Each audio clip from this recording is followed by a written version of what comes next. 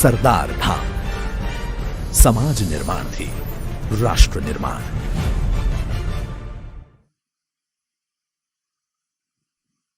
Good morning, મારું નામ ગોપાલ માંગુકિયા મંજીભાઈ છે અને હાલ હું સચિવાલયમાં કામ કરું છું, સેક્શન ઓફિસર ક્લાસ 2। ગઈ જીપીએસસી ની અંદર મારો 50મો ક્રમાંક આવ્યો હતો અને પ્રથમ પ્રયત્નની અંદર મેં સિલેક્શન થઈ ગયું હતું। તો મારો જે જીપીએસસી નો અનુભવ છે કે એક વર્ષના ટૂંકા ગાળાની અંદર કઈ રીતે જીપીએસસી ક્લિયર કરવી, તો એનો અનુભવ આજે હું તમારી સાથે શેર કરવા માંગુ છું। તો એ માટે હું એક લેક્ચર નિબંધ લેખનનો અને એક છે આન્સર રાઇટિંગનો આપણે રાખીએ છીએ। કે નિબંધ લેખન છે તો નિબંધ લેખન શા માટે એક સરકારી અધિકારી માટે જરૂરી છે? કારણ કે સરકારી અધિકારીઓ હોય છે એને ઘણા બધા રિપોર્ટો લખવાનો હોય છે, તો રિપોર્ટની અંદર મૌલિકતા, ફેક્ટ્સ, શું એમના હેતુઓ છે, ઉદ્દેશો છે, કયા પગલાં ભરવાના છે અને તેના આધારે કેવી કેવી યોજનાઓને અમલ કરવાની છે, એના માટે થઈને રિપોર્ટોના અનુદેશીને નિબંધ લેખન આપણે રાખેલું છે। તો નિબંધ લેખનની તૈયારી કઈ રીતે કરવાની? તો કે જૂના પ્રશ્નપત્રો છે એના પરથી મુખ્ય વિષયોની યાદી બનાવવાની, જેમ કે સ્ત્રી સશક્તિકરણ છે, જલવાયુ પરિવર્તન છે, ગરીબી છે, પ્રદૂષણ છે, સ્માર્ટ સિટી, શિક્ષણ, વૈશ્વિકીકરણ અને સતત વિકાસ કે ભ્રષ્ટાચાર। સતત વિકાસ એટલે કે સસ્ટેનેબલ ડેવલપમેન્ટ। તો આવા દરેક વિષયો છે કે યુપીએસસી છે, જીપીએસસી છે, મોસ્ટલી જે નવ સબ્જેક્ટ પૂછે છે એમાંથી આ વિષય કોઈક ને કોઈક રીતે લાગુ પડે છે। દાખલા તરીકે કોઈક ચક્રીય મોડેલ પૂછેલું હોય તો જલવાયુ પરિવર્તન સાથે સંકળાયેલું છે, અને કોઈ પણ મુદ્દો હોય તો સ્ત્રી સશક્તિકરણ, સ્ત્રીની ભાગીદારી જરૂરી છે। શું કામ? કારણ કે સમાજનો 50% પોર્શન છે એ સ્ત્રી છે, પરંતુ પરંપરાગત આપણી જે શિક્ષણ પદ્ધતિ કે સમાજ વ્યવસ્થા છે એમાં સ્ત્રીની ભાગીદારી ઓછી છે, એટલે સ્ત્રી સશક્તિકરણને કોઈ પણ મુદ્દા સાથે આપણે સાંકળી શકીએ। દાખલા તરીકે આપણે વનીકરણનો પ્રોગ્રામ કરવાનો હોય તો સ્ત્રી છે એને પર્યાવરણ સાથે વધારે સંકળાયેલી છે, રસોડાનું કોઈ કામકાજ હોય કે પાણીનું હોય તો દરેક વસ્તુ સાથે સ્ત્રીઓ સંકળાયેલી છે, તો સ્ત્રી સશક્તિકરણ ત્યાં અગત્યની છે।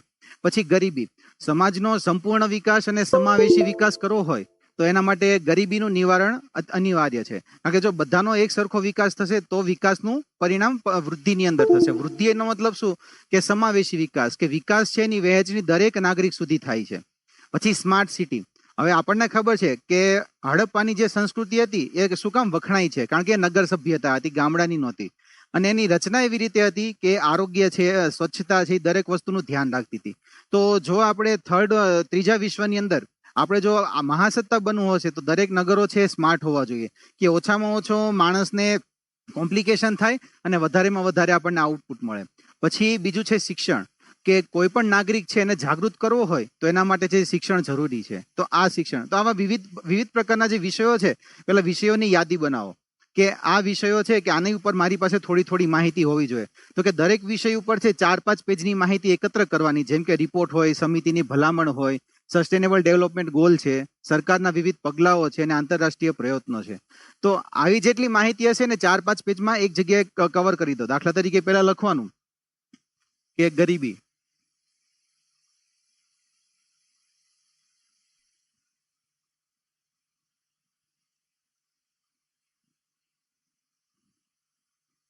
ગરીબી છે તો ગરીબીને લગતી બધી માહિતી એકત્ર કરવાની। ગરીબીને લગતા જેટલા મુદ્દા હોય છે એ બધા મુદ્દા આપણે ભેગા કરી દેવાના। શું કામ? કારણ કે ગરીબીનો કોઈ પણ મુદ્દો પૂછી શકે આપણને। દાખલા તરીકે શિક્ષણના આધારે ગરીબી કઈ રીતે દૂર કરી શકાય, યોજનાઓના આધારે ગરીબી કઈ રીતે દૂર કરી શકાય। તો ગરીબી આપણને ખબર નથી કે નિબંધમાં કયો ટોપિક પૂછાવાનો છે, તો ગરીબીને લગતી જેટલી માહિતી હોય કે કોઈ પણ રિપોર્ટ આવેલા હોય, ઇનઇક્વાલિટીનો છે, ઓક્સફામનો રિપોર્ટ છે, એમ્નેસ્ટી ઇન્ટરનેશનલનો છે, તો દરેક રિપોર્ટ છે એ લોકોએ શું તારણ કાઢેલું છે, ગરીબી શું કામ પ્રિવેલન્ટ છે, પછી ઐતિહાસિક અસરો શું છે કે બ્રિટિશરોની શું અસરો હતી ગરીબી ઉપર, તો એવી દરેક માહિતી આપણે એકત્ર કરવાની કે કઈ રીતે ગરીબીનો જન્મ થયો છે, અસર શું છે, પગલાં શું લીધા છે, પગલાં શું કામ નિષ્ફળ ગયા છે, તો આવી માહિતીઓ આપણે એકત્ર કરવાની। તો દરેક વસ્તુ એક જ પેજ ઉપર હશે તો આપણને એસેમાં લખતી વખતે વધારે સારું પડશે। પછી નિબંધમાં છે પોતાની સર્જનાત્મકતાનો ઉપયોગ કરવાનો, કે સુવિચારો છે, વાર્તાઓ છે, કહેવતો, રૂઢિપ્રયોગ અને કલ્પનાઓ। હવે રૂઢિપ્રયોગનો અર્થ કઈ રીતે? દાખલા તરીકે આપણે એમ કહીએ કે અત્યારે ગરીબી ઉન્મૂલનનું કાર્ય છે એ બહુ કઠિન છે, તો કઠિન છે એવું લખવા કરતા એના કરતા એવું લખી શકીએ કે લોઢાના ચણા ચાવવા જેટલું મુશ્કેલ છે। તો આ જે વસ્તુ છે ને નિબંધની અંદર ચમત્કૃતિ આપે છે, કારણ કે આપણે જીએસના જવાબ લખતા હોય એવી રીતે નહીં, વાતચીત હોય, વાર્તા હોય કે એવી રીતે આપણે નિબંધ લખવાનો છે, જેથી શું થાય કે વિષય અંગેની રજૂઆત છે પરીક્ષક પાસે છે રસપૂર્વક રીતે જઈ શકે। શું કામ? કારણ કે હવે પરીક્ષક હોય છે ને એક સાથે દિવસમાં 30-40 પેપર તપાસવાના હોય છે, તો તમારો નિબંધ બીજાથી અલગ પડશે તો તમને વધારે માર્ક્સ મળશે. તો સાદી આપણે ખાલી ફેક્ટ અને જીએસ નો આન્સર લખતા હોઈએ એવી રીતે લખવાના બદલે કોઈક વિશેષ રીતે, દાખલા તરીકે કોઈ વાર્તા હોય, પછી ન્યૂઝપેપરનો રિપોર્ટ હોય છે, એ રીતે આપણે નિબંધની શરૂઆત કરી શકીએ છીએ. પછી નિબંધ એ શું છે કે તમે તમારો કોઈક મંતવ્ય છે વિષય ઉપરનો, કે સ્ત્રી સશક્તિકરણ છે તો એના વિશે તમે શું માનો છો, તો એ મંતવ્ય તમારું પરીક્ષક સુધી પહોંચાડવાનો છે. આ વસ્તુ એટલે નિબંધ થાય છે. કારણ કે નિબંધની અંદર શું હોય છે કે એની અંદર જરૂરી નથી કે તમે વિશ્વના સાંપ્રત પ્રવાહો છે એની સાથે તમે સંકળાયેલા હો અથવા તમે એ જ વસ્તુને તમે પોતે માનતા હોય એ તમારે રજૂ કરવાની. દાખલા તરીકે મારો વિચાર છે સંસ્કૃતિ પ્રત્યેનો કે મોડર્નાઇઝેશન કોને કહેવાય, કે પ્રાચીન સંસ્કૃતિના મૂલ્યો છે અને આધુનિકતા છે એ બંનેનો સુગમ સમન્વય કરવાનો. જ્યારે આપણે ભારતમાં શું છે કે આધુનિકતાને આપણે પશ્ચિમીકરણ માની લીધું છે, કે વિશ્વના દેશો જે છે, યુકે છે, યુએસ છે, એ બધા દેશો જે કરે છે, દાખલા તરીકે જંક ફૂડ ખાય છે કે પછી કોઈક મેટ્રો સિટી છે, તો એ બધાને જ આપણે ખાલી આધુનિકતા માનીએ છીએ. જ્યારે સાચી આધુનિકતા આપણને ક્યાં જોવા મળે છે, તો કે જાપાન જેવા દેશની અંદર, કે જે પોતે ટેકનોલોજીમાં પણ અવ્વલ છે અને પોતાની સંસ્કૃતિને સ્વતંત્ર રીતે જાળવી રાખેલી છે. જ્યારે બીજા બધા દેશોમાં બંનેનો સમન્વય ઓછો જોવા મળે છે. ઇંગ્લિશ છે, ઇંગ્લિશ જ્યારે પોતાની સાથે જ્યાં જાય છે તે પોતાનું એક કલ્ચર લઈ જાય છે. આપણે ઘણીવાર ભાષા જે છે કે હિન્દી રાષ્ટ્રભાષા હોવી જોઈએ કે નહીં, કે ઇંગ્લિશ આપણી ઓફિશિયલ લેંગ્વેજ હોવી જોઈએ કે નહીં, કે એની એક ચર્ચા ચાલે છે. તો સામાન્ય મત બધા એવો કે છે કે ના, હિન્દી ના હોવી જોઈએ, ઇંગ્લિશ છે એ બરોબર છે. શું કામ? કારણ કે હિન્દી છે નોર્થ અને સાઉથનું ડિવાઈડ કરે છે, એટલે હિન્દીને આપણે રાષ્ટ્રભાષા ન બનાવવી જોઈએ. આ એક પ્રવર્તમાન મત છે. પણ મારો મત એવો છે કે હિન્દી છે, ઉત્તર ભારતના કેટલા રાજ્યો છે, 8 કે 9 જેટલા રાજ્યો છે, દરેકની અંદર હિન્દી છે તેની ઓફિશિયલ લેંગ્વેજ છે, છતાં દરેકની સંસ્કૃતિ સ્વતંત્ર રીતે જળવાઈ રહેલી છે. તો હિન્દી છે ક્યારે પોતાનું કલ્ચરનું ઇમ્પોઝિશન બીજા ઉપર નથી કરતી. જ્યારે અંગ્રેજી છે પશ્ચિમી સંસ્કૃતિ ભારતની અંદર લાવે છે. તો આ મારો સ્વતંત્ર મત છે. તો વિષય અંગેનો કોઈ પણ તમારો મંતવ્ય હોય તો માહિતીનો ઉપયોગ કરીને આપણે એને રજૂઆત કરવાની છે. દાખલા તરીકે હું આમ કહેતો કે ના, હિન્દી હોવી જ જોઈએ રાષ્ટ્રભાષા, તો એમ ના ચાલે. પણ એ મારે, મેં જે તમને ફેક્ટ આપ્યો કે 8-9 રાજ્યોની અંદર સ્વતંત્ર રીતે હિન્દી છે, છતાં એનું કલ્ચર પણ સ્વતંત્ર રીતે જળવાયેલું છે. તો જો આવી વસ્તુને તમે મુદ્દા સાથે ત્યાં રજૂ કરો તો તમારો મંતવ્ય છે એને કંઈક વધારે ભાર પડશે. કારણ કે ખાલી આપણા વિચારોનું મહત્વ નથી. વિવિધ સમિતિઓ છે એણે પણ કીધેલું છે હિન્દી શું કામ જરૂરી છે. દાખલા તરીકે સિવિલ સર્વન્ટ કોઈ હોય તો ઉત્તર ભારતનો સિવિલ સર્વન્ટ છે, દક્ષિણ ભારતમાં જાય છે, તો એને દક્ષિણની કોઈ પણ લેંગ્વેજ નથી આવડતી. શું કામ? કારણ કે અભ્યાસક્રમની અંદર છે ખાલી હિન્દી, અંગ્રેજી અને ત્યાંની જે રાજ્યની ભાષા હોય છે એ લોકલ લેંગ્વેજ શીખવાડવામાં આવે છે.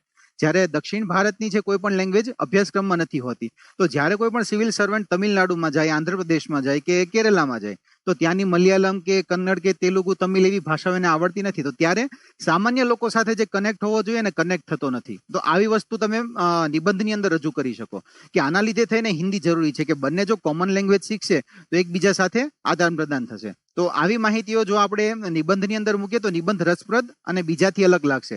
કારણ કે જીએસ ના સવાલ તો શું છે કે કરંટ અફેર્સ અને લોકો જે પ્રવર્તમાન સમાજમાં જે બધું ડિસ્કશન ચાલે છે એ જ લખવાના છે.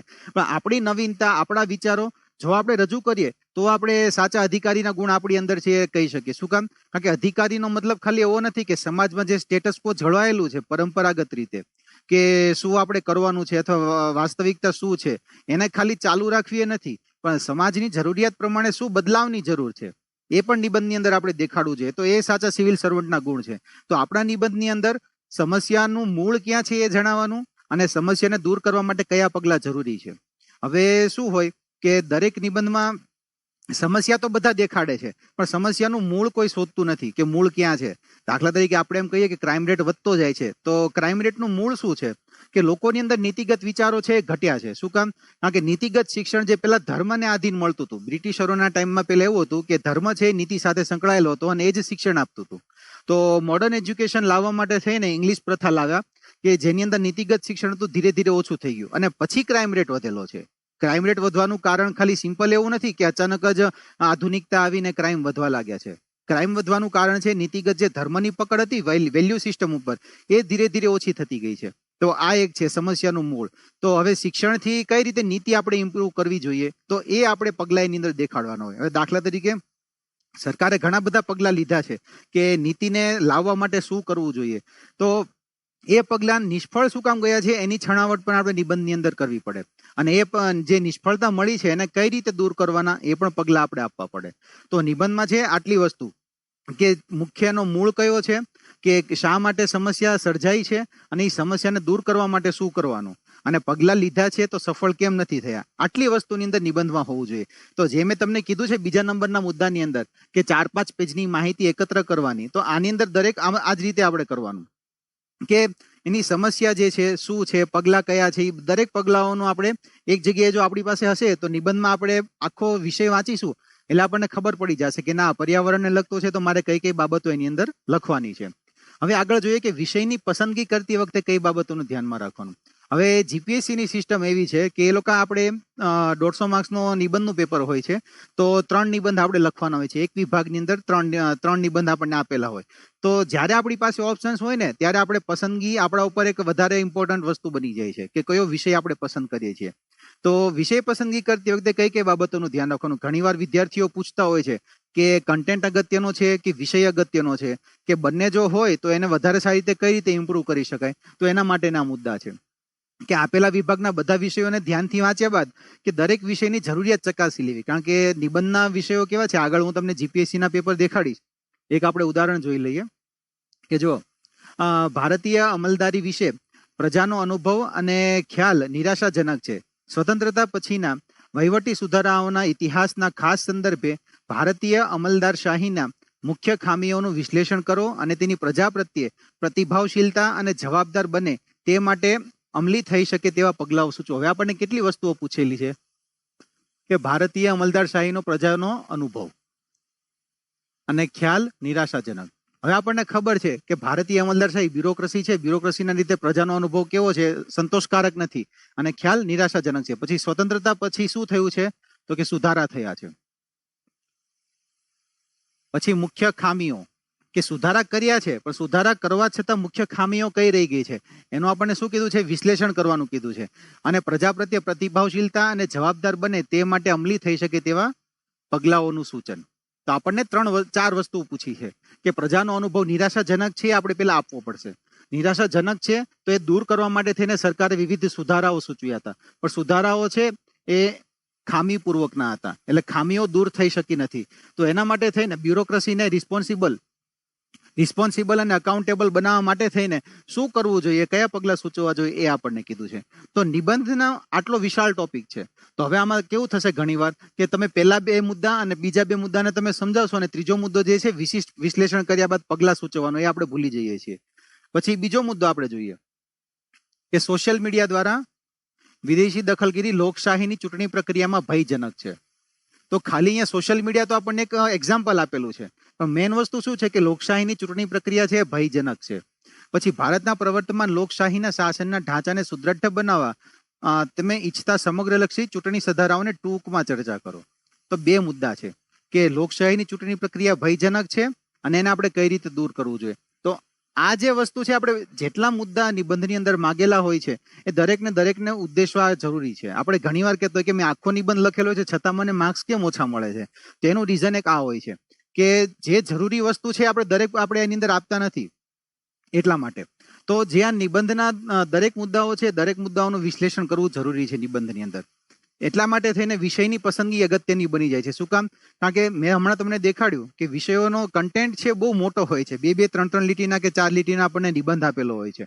તો એમાંથી તમારા પાસે કઈ વસ્તુ વિશે કેટલું જ્ઞાન છે એ અગત્યનું છે. તો વિષય પસંદગી વખતે કઈ બાબતોનું ધ્યાન રાખવાનું તો કે આપેલા વિભાગના બધા વિષયોને ધ્યાનથી વાંચ્યા બાદ દરેક વિષયની જરૂરિયાત ચકાસવાની અને તે અંગે તમારી પાસે કેટલી માહિતી છે તેનું અવલોકન કરવાનું. પછી વિષય જેટલો બધાથી અલગ પસંદ કરશો તેટલા વધુ માર્ક્સ મળવાની સંભાવના છે, પરંતુ અલગ વિષય પસંદ કરવાના ચક્કરમાં ગુણવત્તા સાથે બાંધછોડ ના કરાય. શું કામ? કારણ કે મેં એવું એનાલિસિસ કરેલું છે, મેં ઘણા બધા જે ટોપર્સ છે મતલબ જીપીએસસી જેને પાસ કરેલી છે એને એસેના પેપર જોયા છે. તો એક એસે એવો હતો મેં જે સોશિયલ મીડિયા વાળો દેખાડ્યો કે ચૂંટણી પ્રક્રિયાના જે સુધારા વાળો છે. તો મોસ્ટલી એમાં જો થોડોક એવરેજ આપણે માર્ક્સ એવરેજ નિબંધ લખ્યા હોય તો જનરલી બધાને 28 થી 33 સુધીના માર્ક્સ છે. શું કામ? કારણ કે કરંટ અફેર્સને લગતો ટોપિક છે એટલા માટે. તો જો કરંટ અફેર્સ વાળા તમારી પકડ હોય કે કરંટ અફેર્સ ઉપર તમારી પકડ સારી છે તો આ મુદ્દાવાળા જેટલા નિબંધ તમે પકડો ને એટલું વધારે સારું છે. કારણ કે એના લીધે શું થશે, કારણ કે એક જે કન્ટિન્યુટી હશે એની કે બધા એક સરખા લખ્યા હશે, દાખલા તરીકે શિક્ષણ છે, ગરીબી છે, એ બધાને ખબર હશે, પણ ચૂંટણી પ્રક્રિયા છે એ સિવિલ સર્વિસ માટેનું એક વિશિષ્ટ પાસું એનું થઈ જાય છે. તો એના લીધે થઈને શું થશે કે બીજા બધા કરતા એને અલગ નિબંધ વાંચવા મળશે તો એને ઈચ્છા થશે કે ના, એને વધારે માર્ક્સ આપીએ. સિમ્પલ વસ્તુ છે કે 40 જણા એક સરખું લખેલું હોય અને 2-3 નિબંધ અલગ હોય તો આપણી હ્યુમન મેન્ટાલિટી શું કરે કે જેણે અલગ લખેલું છે ને એને થોડાક વધારે માર્ક્સ મળશે. તો આ જ વસ્તુ આની અંદર થાય છે કે કરંટ અફેર્સના નિબંધ જો આપણે લખીએ તો એમાં આપણને 28 થી 33 માર્ક્સ સુધીનો આપણને મળવાના ચાન્સીસ રહે છે. પણ મેં વસ્તુ શું કીધી છે કે વિષય આપણે ભલે અલગ પસંદ કરીએ પરંતુ ગુણવત્તા જળવાઈ રહેવી જોઈએ તો જ એના માર્ક્સ આવશે, બાકી નહીં આવે. બાકી બધાને ખબર છે કે આવી રીતે કરીએ તો વધારે ઓલું થાય, પણ કન્ટેન્ટ ના હોય તો કન્ટેન્ટ વગર તો કોઈ આપણને મળી ના શકે. મેં શું કીધું કે આ પ્લસ પોઈન્ટ છે કે જો કરંટ અફેર્સ તમને આવડતા હોય અને આવો વિશિષ્ટ નિબંધ તમે પસંદ કરશો. આપણે આગળ જોશું બધા ટોટલ 9 એસે છે તો 9માંથી આપણે જોશું કે કયા રીતે એનું અસર થાય છે અને કઈ રીતે કરંટ અફેર્સને જોડી શકીએ છીએ. હવે જો બે વિષયોમાં એક સરખું જ્ઞાન હોય તો મનપસંદ વિષય પસંદ કરવાનો. દાખલા તરીકે કેમ, હવે મેં તમને કીધું કે મને કલ્ચર પસંદ છે. દાખલા તરીકે એક છે સંસ્કૃતિનો વિષય છે અને બીજો છે કરંટ અફેર્સનો. હવે આ બે વસ્તુ છે તો મને કલ્ચર વધારે ગમે છે તો હું કલ્ચરનો ટોપિક પહેલા પસંદ કરવાનું કોશિશ કરીશ અને કરંટ અફેર્સનો પછી. ભલે કરંટ અફેર્સની અંદર વધારે માર્ક્સ મને મળે છે પણ કલ્ચર શું કામ લખીશ? કારણ કે મારી પાસે કન્ટેન્ટ સરખો છે અને મને શેમાં રસ છે એ વિષયમાં જો નિબંધની અંદર હું લખીશ ને તો વધારે સારું એની અંદર હું પરફોર્મન્સ આપી શકીશ. શું કામ? કારણ કે જે રૂઢિપ્રયોગ છે, કહેવતો છે એને તમારા ગમતા વિષય સાથે જોડવામાં છે ને વધારે સરળતા રહે છે. તો એના લીધે થઈને જ્યારે બે વિષયો પાસે એક સરખું જ્ઞાન હોય ત્યારે ગમતો વિષય પસંદ કરો, આ વસ્તુનું ધ્યાનમાં રાખવાનું. હવે વિષય લખતી વખતે કઈ કઈ બાબતો ધ્યાનમાં રાખવી જોઈએ? તો કે સૌથી પહેલી વસ્તુ છે આ વિષયને વળગી રહેવાનું. કારણ કે નિબંધનો વિષય જ એટલો વિશાળ છે કે આપણને ખબર નથી રહેતી કે વિષયની ડિમાન્ડ શું છે. તો મુખ્ય વસ્તુ આ છે કે વિષયને વળગી રહેવાનું. છેક સુધી આપણી ચર્ચા થતી હોય તો એ મુદ્દા સાથે જ સંકળાયેલું હોવું જોઈએ. પછી મુદ્દાની ગોઠવણ વ્યવસ્થિત કરવી અને અગત્યના મુદ્દાને અંડરલાઈન કરવા. દાખલા તરીકે કઈ રીતે?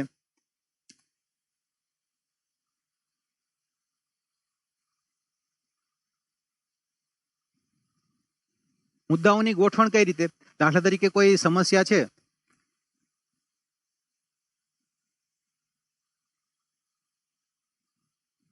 દાખલા તરીકે કોઈ સમસ્યા છે એની અસર કઈ રીતે થશે? તો કે પેલા વ્યક્તિ ઉપર થાય, વ્યક્તિ પછી કુટુંબ ઉપર, પછી થશે સમાજ ઉપર, અને જો એ સમાજ ગ્રામીણ હોય તો પેલા ગામ ઉપર થશે, પછી શહેર એટલે કે જિલ્લા, પછી રાજ્ય,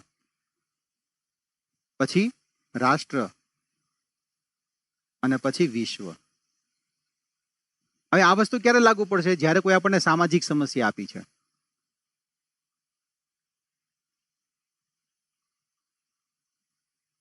જ્યારે કોઈ સામાજિક સમસ્યા હશે તો સમાજનું બંધારણ કઈ રીતનું છે? પહેલા એક વ્યક્તિ હશે, એક વ્યક્તિનું ઇન્ટરેક્શન કોની સાથે થશે? પહેલા એના પરિવાર સાથે થશે, પછી એની આસપાસના સમાજ સાથે, પછી તો કે ગામ, શહેર, રાજ્ય, રાષ્ટ્ર અને વિશ્વ.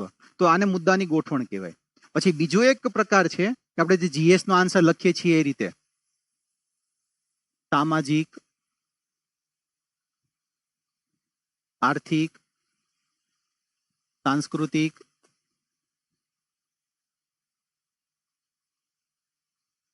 પર્યાવરણ એટલે કે જલવાયુ પરિવર્તન, ક્લાઇમેટ ચેન્જ આપણે જે કહીએ છીએ એ, પર્યાવરણીય, રાજકીય એટલે કે પોલિટિકલ, પછી નીતિગત વસ્તુ હોય એવું, નૈતિક જેને આપણે ઇથિક્સ કહીએ છીએ એ નૈતિક. તો આવી રીતે કે દરેક ઉપર એની અસર સમજાવવાની, અસર અને એના પગલા, એને દૂર કરવા માટે થઈને આપણે શું કરવું જોઈએ. તો આવી રીતે છે મુદ્દાઓની વ્યવસ્થિત ગોઠવણ કરવાની કે જેના લીધે થઈને શું થશે કે તમારો જે વસ્તુ છે એનો બહુ બ્રોડ પોઈન્ટ મળશે. દાખલા તરીકે બીજી કોઈ સમસ્યા હોય તો સમસ્યાને તમે સંસ્થાગત સ્વરૂપે પણ લખી શકો.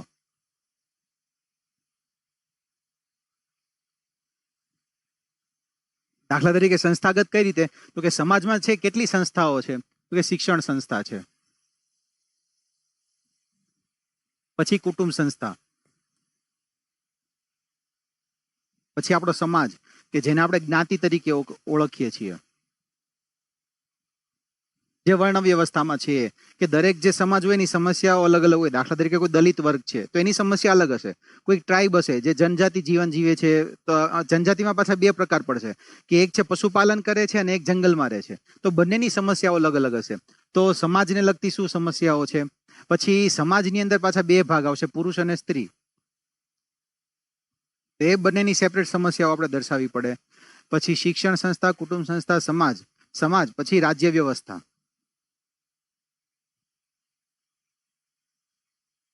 અને બીજું છે આંતરરાષ્ટ્રીય સંબંધ.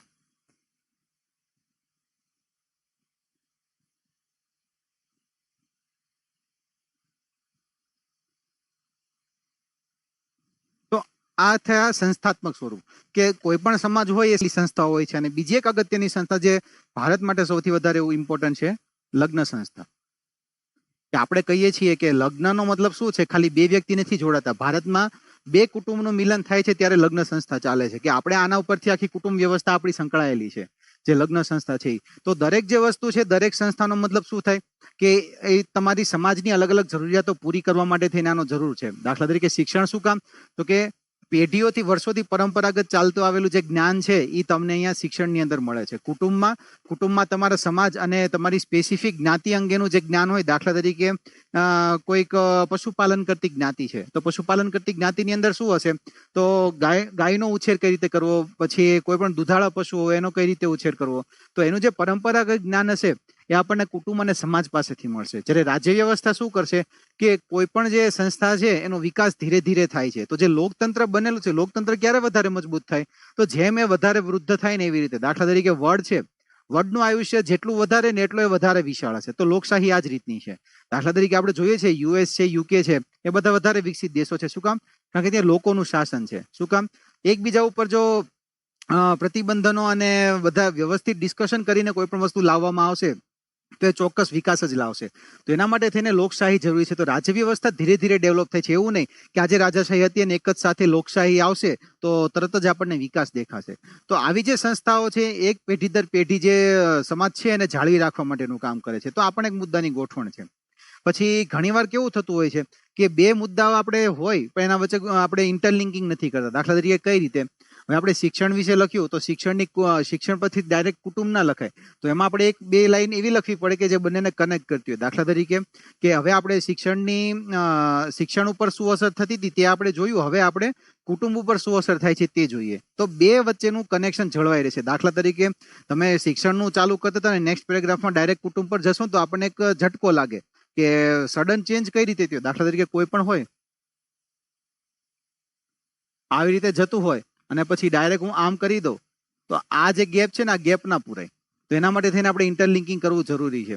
તો એના લીધે શું થશે, સ્મૂથનેસ જળવાઈ રહેશે. જે ગ્રાફ હતો એ ગ્રાફ જળવાઈ રહે. તો જેના લીધે થઈને શું થશે, બે ઇન્ટરલિંકિંગ હશે તો તમારો ફ્લો જળવાઈ રહેશે, એટલે તમને વધારે મજા આવશે.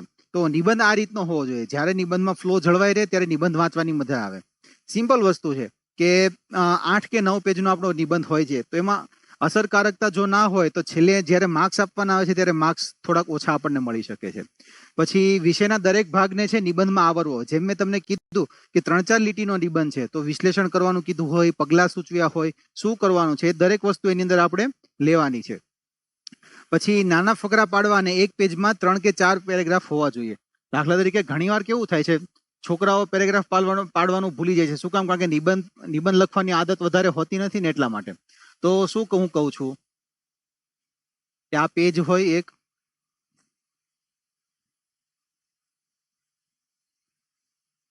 આ એક પેરેગ્રાફ, આ બીજો પેરેગ્રાફ, આ ત્રીજો પેરેગ્રાફ. જો આવી રીતે લખ્યું હોય ને તો આ લાગે કે આપણે ના નિબંધ વાંચી રહ્યા છીએ. જો આવી રીતે ના લખ્યું હોય ને, આ પેરેગ્રાફ અહીંથી પાડેલા છે આપણે, એટલે લાગે નિબંધ જેવું છે. બાકી જો ઘણા મેં એસેમાં એવું જોયેલું છે કે આખા પેજમાં એમ એક જ પેરેગ્રાફ છે કે કોઈ પેરેગ્રાફ જ નથી દેખાતો. તો એના લીધે શું, એ નિબંધ નહીં, જસ્ટ ખાલી આપણે જીએસ નો સવાલ વાંચતા હોય ને એવું એની અંદર થઈ જાય છે. ઘણા મુદ્દા વાઇઝ લખે છે. મુદ્દા કરતા ફકરા વાઇઝ તમે નિબંધ લખો તો એ વધારે સારું પડશે. એટલે નાના ફકરા પાડો કે એક પેજમાં 3-4 પેરેગ્રાફ આવે તો એનો મતલબ શું થશે, તમે વધારે મુદ્દા આવરી શકશો. અને વધારે મુદ્દા આવરાશે અને જેટલો વિશાળ તમારો વિસ્તૃત નિબંધ હશે તો એટલા નિબંધના તમને વધારે માર્ક્સ મળશે. એટલે જેટલા પેરેગ્રાફ પાડશો એટલે તમારે વધારે મુદ્દા આવરવા પડશે. પછી છેલ્લું છે કે સુવાચ્ય અક્ષરે લખવું અને અક્ષર થોડા ખરાબ હોય તો મોટા અક્ષર કાઢવા અને બે શબ્દો વચ્ચે જગ્યા છોડવી. કઈ રીતે હું કહું છું, દાખલા તરીકે આ 2 લાઈન છે તો આ 2 લાઈન વચ્ચે જગ્યા વધારે છોડવાની, અને 2 શબ્દ હોય તો આ શબ્દ વચ્ચેનો ગેપ વધારે છોડવાનો અને અક્ષરની હાઈટ વધારે દેવાની. તો એના લીધે થઈને શું થશે કે પરીક્ષક જે હોય છે ને એને વાંચવામાં સરળતા રહે. ઘણીવાર કેવું થતું હોય, સુવાચ્ય અક્ષરનો મતલબ શું છે? વંચાય એવા. મેં સુલેખન નથી કીધું કે આપણે સુંદર અક્ષર હોય તો જ સારા માર્ક્સ આવે, પણ જેટલી વાંચવામાં સરળતા રહેશે, સિમ્પલ વસ્તુ છે. આપણે કોઈની નોટ પ્રિફર કરતા હોઈએ કે જે હેન્ડ નોટ્સ હોય છે, તો જેના થોડાક અક્ષર નાના હોય અને ગૂંચવાડાવાળા હોય તો આપણને વાંચવાની મજા નથી આવતી. તો સેમ વસ્તુ પરીક્ષક સાથે થઈ શકે. આ એક પ્લસ પોઈન્ટ છે, નેગેટિવ પોઈન્ટ નથી. કે જો સારા અક્ષરે આપણે લખીએ ને તો એમ નથી કે તો વધારે સારા માર્ક્સ આવશે, પણ ઓછા તો નહીં આવે એના લીધે થઈને. સમજાયું? તો સુવાચ્ય અક્ષર હશે તો એના લીધે થઈને સૌથી વધારે ફાયદો થશે. હવે આ થઈ ધ્યાન, નિબંધ લખતી વખતે કઈ બાબતનું ધ્યાન રાખવાનું. હવે આપણે જોઈએ કે નિબંધનું સ્ટ્રક્ચર કઈ રીતનું હોય છે. તો સ્ટ્રક્ચરમાં તો મુખ્યત્વે 3, જે આપણે જીએસના આન્સરમાં લખતા હોય છે એ જ રીતે, કે પ્રસ્તાવના, મુખ્ય ભાગ અને ઉપસંહાર. ઉપસંહારનો મતલબ આપણે કન્ક્લુઝન કહીએ છીએ. હવે એક પછી એક જોઈએ કે કઈ રીતે કરાય. તો પ્રસ્તાવના જોઈએ. તો પ્રસ્તાવના કઈ રીતે શરૂ કરી શકાય, એની રજૂઆત કઈ રીતની હોવી જોઈએ. તો એની શરૂઆત છે વિરોધાભાસ છે, ટૂંકી વાર્તા, વર્તમાન સમસ્યા, પછી ઐતિહાસિક રજૂઆત, કેસ સ્ટડી, બે વ્યક્તિનો સંવાદ કે વિવિધ પ્રશ્નો વગેરેથી ચાલુ કરી શકાય. હવે દરેકનો હું તમને મતલબ સમજાવું કે વિરોધાભાસ શું છે. વિરોધાભાસનો મતલબ શું થાય કે તમે જે વસ્તુ વિચારો છો એના કરતા તમને વિરુદ્ધ વસ્તુ જોવા મળે છે. દાખલા તરીકે આપણે સ્ત્રીનું જ ઉદાહરણ લઈએ. સ્ત્રી સશક્તિકરણનો કોઈ નિબંધ પૂછાય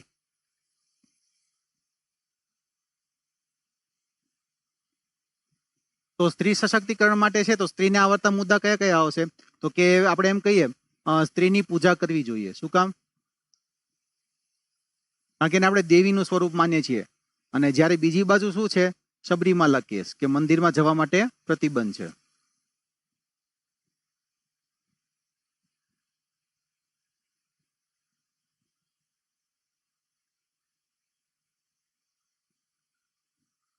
તો આને વિરોધાભાસ કહેવાય.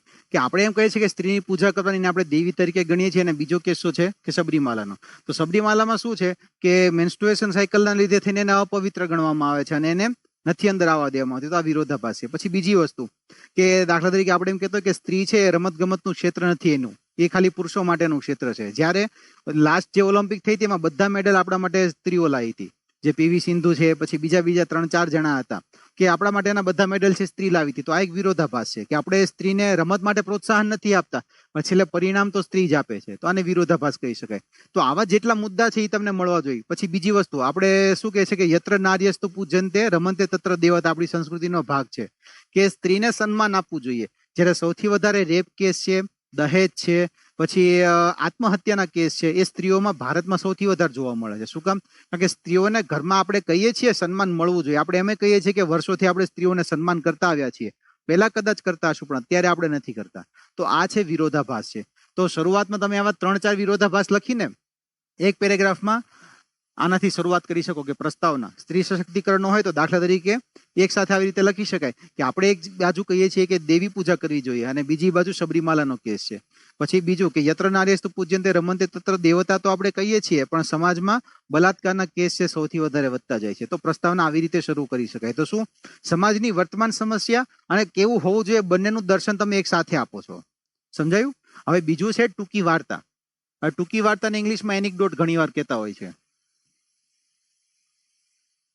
એનેક્ડોટ, યુપીએસસીના જે એસ્પાયરન્ટ હોય એનેક્ડોટ કહેતો છે. ટૂંકી વાર્તા કઈ રીતે? દાખલા તરીકે એક કૃષિનો કોઈ નિબંધ હોય તો કૃષિની અંદર 2 પ્રકારની એક વાર્તા હોઈ શકે. કે દાખલા તરીકે હું એમ કહું, એક ક્લાસની અંદર ગયો હતો અને ત્યાં મેં છોકરાઓને પૂછ્યું, અને ગામડાનો ક્લાસ હતો, ત્યાં મેં છોકરાઓને પૂછ્યું કે તમારા વાલીઓ કેટલા કૃષિ સાથે સંકળાયેલા છે, કૃષિ કે પશુપાલન. તો 95% વિદ્યાર્થીઓએ હાથ ઊંચો કર્યો. પરંતુ મેં એમને પૂછ્યું કે હવે તમે કેટલા ખેડૂત બનવા માંગો છો, તો કોઈએ હાથ ઊંચો ન કર્યો. તો આ વસ્તુ શું દર્શાવે છે કે ખેડૂત જે ખેતી અને પશુપાલન છે વાસ્તવમાં જે અત્યારે 50% ને રોજગાર આપે છે, પરંતુ ભવિષ્યમાં એની માટે કોઈ એની અંદર દાખલ થવા માટે તૈયાર નથી. દરેક જે લોકો છે કૃષિ અને પશુપાલન કરે છે બળજબરીપૂર્વક કરે છે. શું કામ? એની પાસે બીજો કોઈ ઓપ્શન્સ નથી એટલા માટે. તો આ ટૂંકી વાર્તા આપી શકાય. પછી બીજી વસ્તુ યુપી અને પંજાબ અને હરિયાણાનું લઈએ કે જ્યારે 1969 ની અંદર આપણે 1967 કે 68 ની આસપાસ જ્યારે ગ્રીન રિવોલ્યુશન થયું તો એનો ફાયદો શું થયો કે જે હરિયાણા, પંજાબ છે, આંધ્રપ્રદેશ છે, એના જે સિંચાઈવાળા વિસ્તાર હતા ત્યાં ઉત્પાદન એકદમ વધી ગયું. તો એના લીધે શું થયું કે ઉત્પાદન વધ્યું એટલે લોકો પૈસાવાળા થવાના છે. પરંતુ 2 પેઢી સુધી આ ચાલ્યું અને ત્રીજી પેઢી અત્યારે આપણને ખબર છે કે કેન્સર એક્સપ્રેસ ત્યાં ચાલે છે.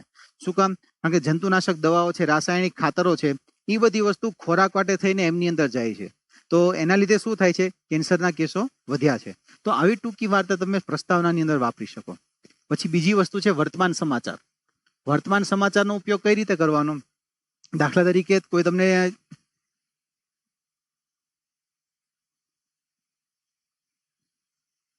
જ્યુડિશિયલ એક્ટિવિઝમનો તમને કોઈ નિબંધ પૂછેલો હોય, ન્યાયિક સક્રિયતાનો, તો એમાં કઈ કઈ વસ્તુ તો કે આપણને ખબર છે વર્તમાનમાં ઘણા બધા ચુકાદા છે કે જે ખરેખર જ્યુડિશિયલ એક્ટિવિઝમને લગતા હતા. દાખલા તરીકે આર્ટિકલ 377 હતો જેને ખારેજ કરવામાં આવ્યો છે. આર્ટિકલ 377 છે. પછી બીજું હાઈવે ઉપર છે દારૂ પ્રતિબંધ. પછી દિલ્હીની અંદર છે ફટાકડા પર પ્રતિબંધ.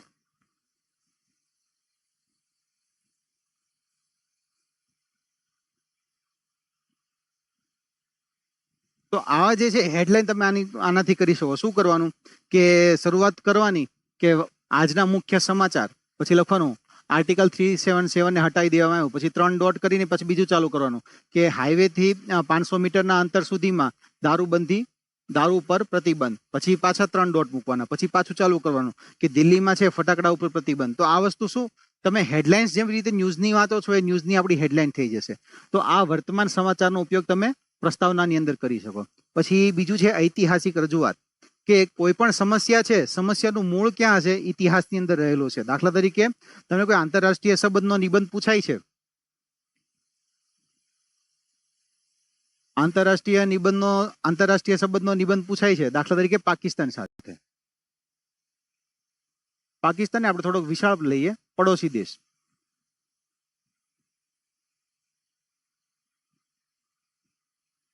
હવે પડોશી દેશ છે એની સાથે પાકિસ્તાન સાથે અત્યારે શું વર્તમાનમાં ચાલી રહ્યું છે?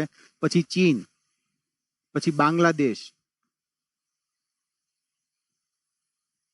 માલદીવ, અને કરંટમાં જે સૌથી વધારે આપણને અત્યારે હેરાન કરી રહ્યું છે નેપાલ, પછી ભૂતાન. તો કે ભૂટાનની તો કોઈ સમસ્યા નથી, એટલે સ્ટાર્ટિંગમાં આપણે બધી સમસ્યાઓ આપી શકીએ. દાખલા તરીકે પાકિસ્તાન સાથે કોનો પ્રશ્ન છે? JNK નો, આતંકવાદનો. પછી ચીન સાથે તો કે સ્ટિંગ ઓફ પલ્સ.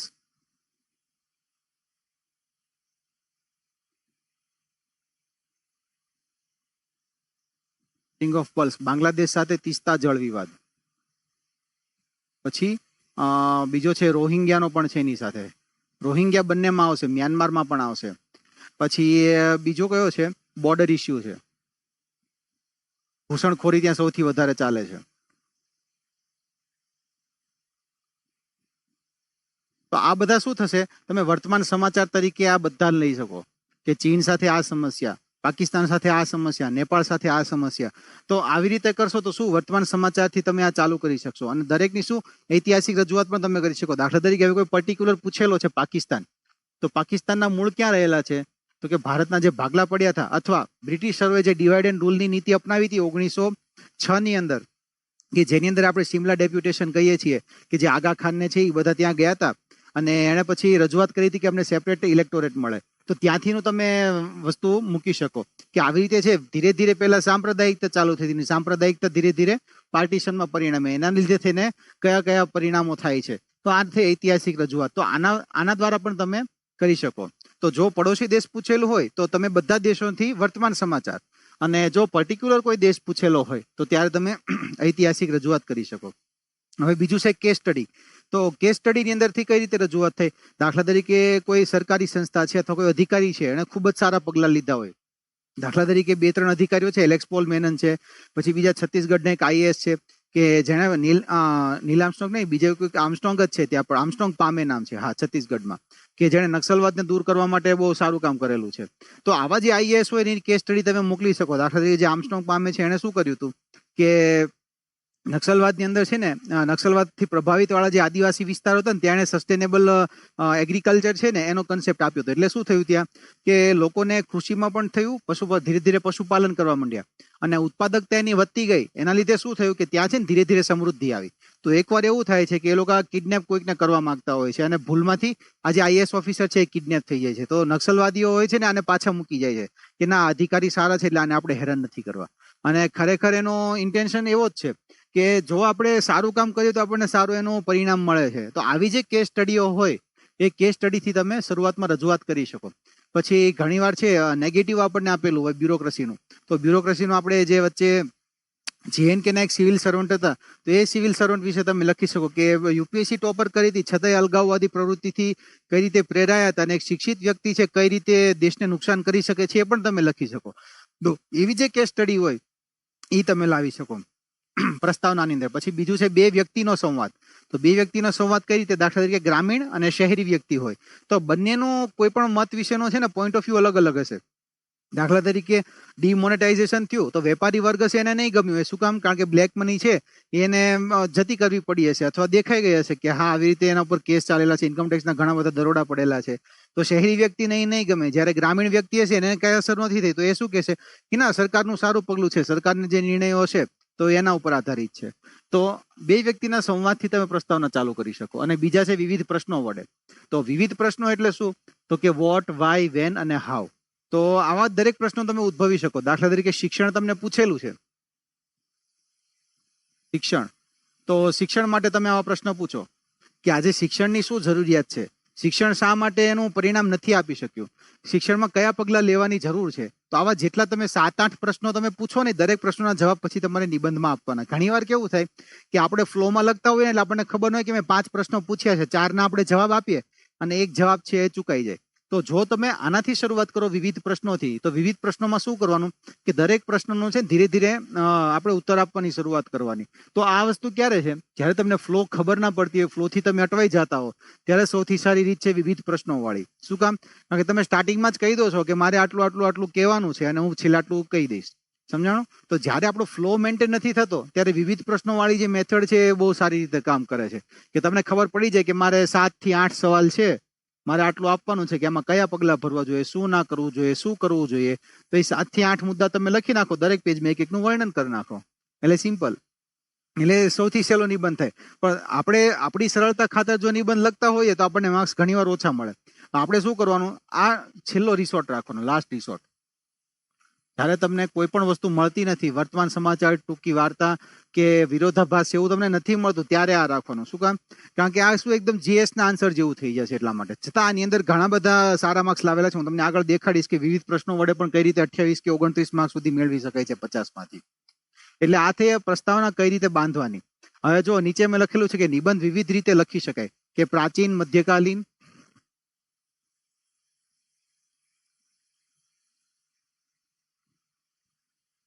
આ થઈ ખાલી પ્રસ્તાવનાની વાત. હવે આ છે આખીની કમ્પોઝિશન કઈ રીતના કરવી જોઈએ. તો નિબંધ કઈ કઈ રીતે લખી શકાય? તો કે એક છે ટેમ્પોરલ મેનર, કે પ્રાચીન સમયથી વર્તમાન સુધીનું અને ભવિષ્યમાં આપણે શું કરવું જોઈએ. તો કે પ્રાચીન યુગમાં શું હતું, મધ્યકાલીનમાં શું હતું, બ્રિટિશ યુગ વખતે શું હતું, વર્તમાનમાં શું છે, ભવિષ્યમાં શું છે. તો દાખલા તરીકે આનું આપણે ઉદાહરણ લેવું હોય તો આપણે સ્થાપત્ય કલાથી ચાલુ કરીએ. તો કે પ્રાચીન સમયની સ્થાપત્ય કલા કેવી હતી? તો આપણે કે હડપ્પાની જે છે એ આપણે સૌથી વધારે કહી શકીએ કે એકદમ સ્માર્ટ સિટી જેવું કહેવાય. કે ચંડીગઢ ને ગાંધીનગરનું જેવું કમ્પોઝિશન છે ને એવું કમ્પોઝિશન હડપ્પાની અંદર હતું, કે સેન્ટ્રલી બધી વસ્તુ થતી હતી, બધાની અંદર યુનિફોર્મ વેટ એન્ડ મેઝર હતા, ઈંટના બનેલા હતા. તો એ સ્થાપત્ય કલા પ્રાચીન સમયની હતી. મધ્યકાલીનમાં શું આવે? તો કે મોસ્ટલી મુઘલ અને દિલ્હી સલ્તનત આવે. તો એ લોકોના કેવા વિશાળ ઓલા હતા, એડમિનિસ્ટ્રેશન એમાં કઈ રીતે થતું હતું. પછી બ્રિટિશર છે, તો બ્રિટિશરની અંદર દિલ્હીનો વિકાસ એ લોકોએ કઈ રીતે કર્યો છે.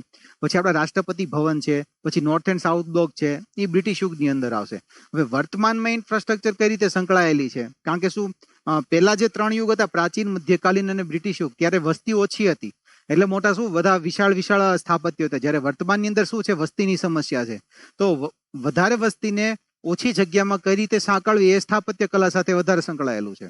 તો એ વર્તમાનનો જે ઇસ્યુ છે. હવે એ વર્તમાનને ઇસ્યુને સોલ્વ કરીને ભવિષ્યમાં કેવા પગલાં લેવા જોઈએ કે જેથી મહત્તમ લોકોને છે એની અંદર આવરી શકાય, કે જેનું એડમિનિસ્ટ્રેશન પણ થઈ શકે અને રેસિડેન્શિયલ પણ રહી શકે અને સસ્ટેનેબલ એન્વાયરમેન્ટ પર બની શકે. તો આ દરેક વસ્તુ છે એની સાથે સંકળાયેલી છે. પછી બીજી વસ્તુ દાખલા તરીકે કોઈ શિક્ષણ વ્યવસ્થા કહીએ તો કે પેલા નાલંદા, તક્ષશિલા કે બધા વિદેશથી આપણે અહીંયા ભણવા આવતા હતા, તો એ પ્રાચીન સમય થયો. મધ્યકાલીનમાં શું છે કે એટલું બધું નહોતું. શું કામ? કારણ કે ખાલી રાજ્યનું પ્રભુત્વ વધી ગયું હતું અને ધર્મનું પ્રભુત્વ હતું, શિક્ષણ સંસ્થાનું ઓછું હતું. નો ડાઉટ સંશોધન થયા છે પણ ઓછા થયા છે, પ્રાચીન કાળ જેટલા નથી થયા. પછી બ્રિટિશ યુગની અંદર તો કે ઇંગ્લિશ એજ્યુકેશન કઈ રીતે આવ્યું અને પરંપરાગત એજ્યુકેશન કઈ રીતે છૂટું થયું આપણાથી, અને પછી વર્તમાનની અંદર આપણે કેવી શિક્ષણ વ્યવસ્થા છે અને ભવિષ્ય માટે શું કરવાનું છે. તો આ થયા ટેમ્પોરલ મેનર કે સમયના આધારે. પછી બીજું છે આપણે જીએસ નો જે આન્સર લખતા હોઈએ તે સામાજિક, આર્થિક, સાંસ્કૃતિક, રાષ્ટ્રીય, આંતરરાષ્ટ્રીય, પર્યાવરણીય, પછી ભૌગોલિક, નૈતિક પાસાઓ, કે જે જીએસ નો દરેક પાસો એની અંદર આપણે આવરવો જોઈએ. દાખલા તરીકે જલવાયુ પરિવર્તન છે,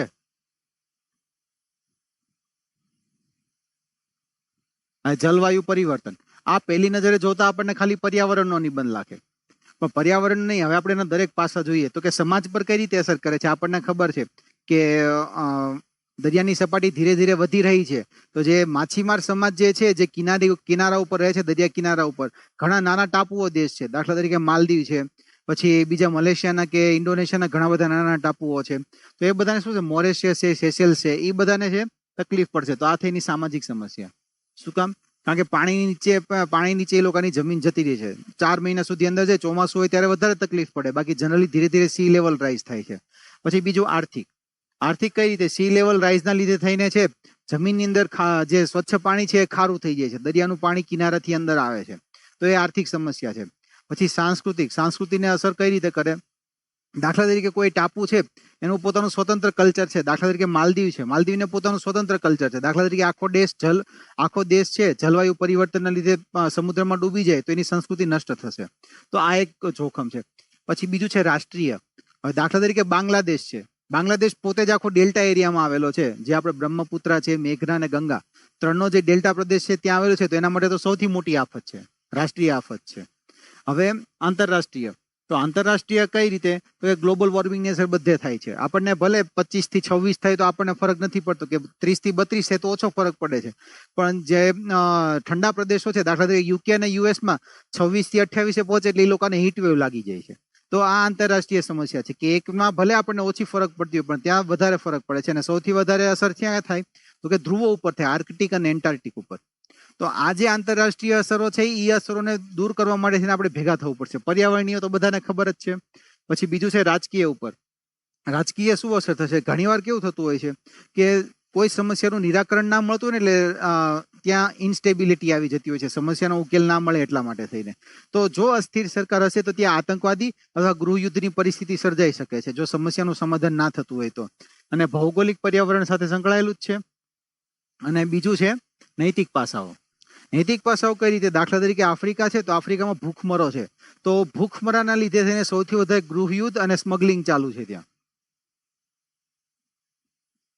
સ્મગલિંગ. અને બીજું ત્યાં શું છે? સોનું, હીરા.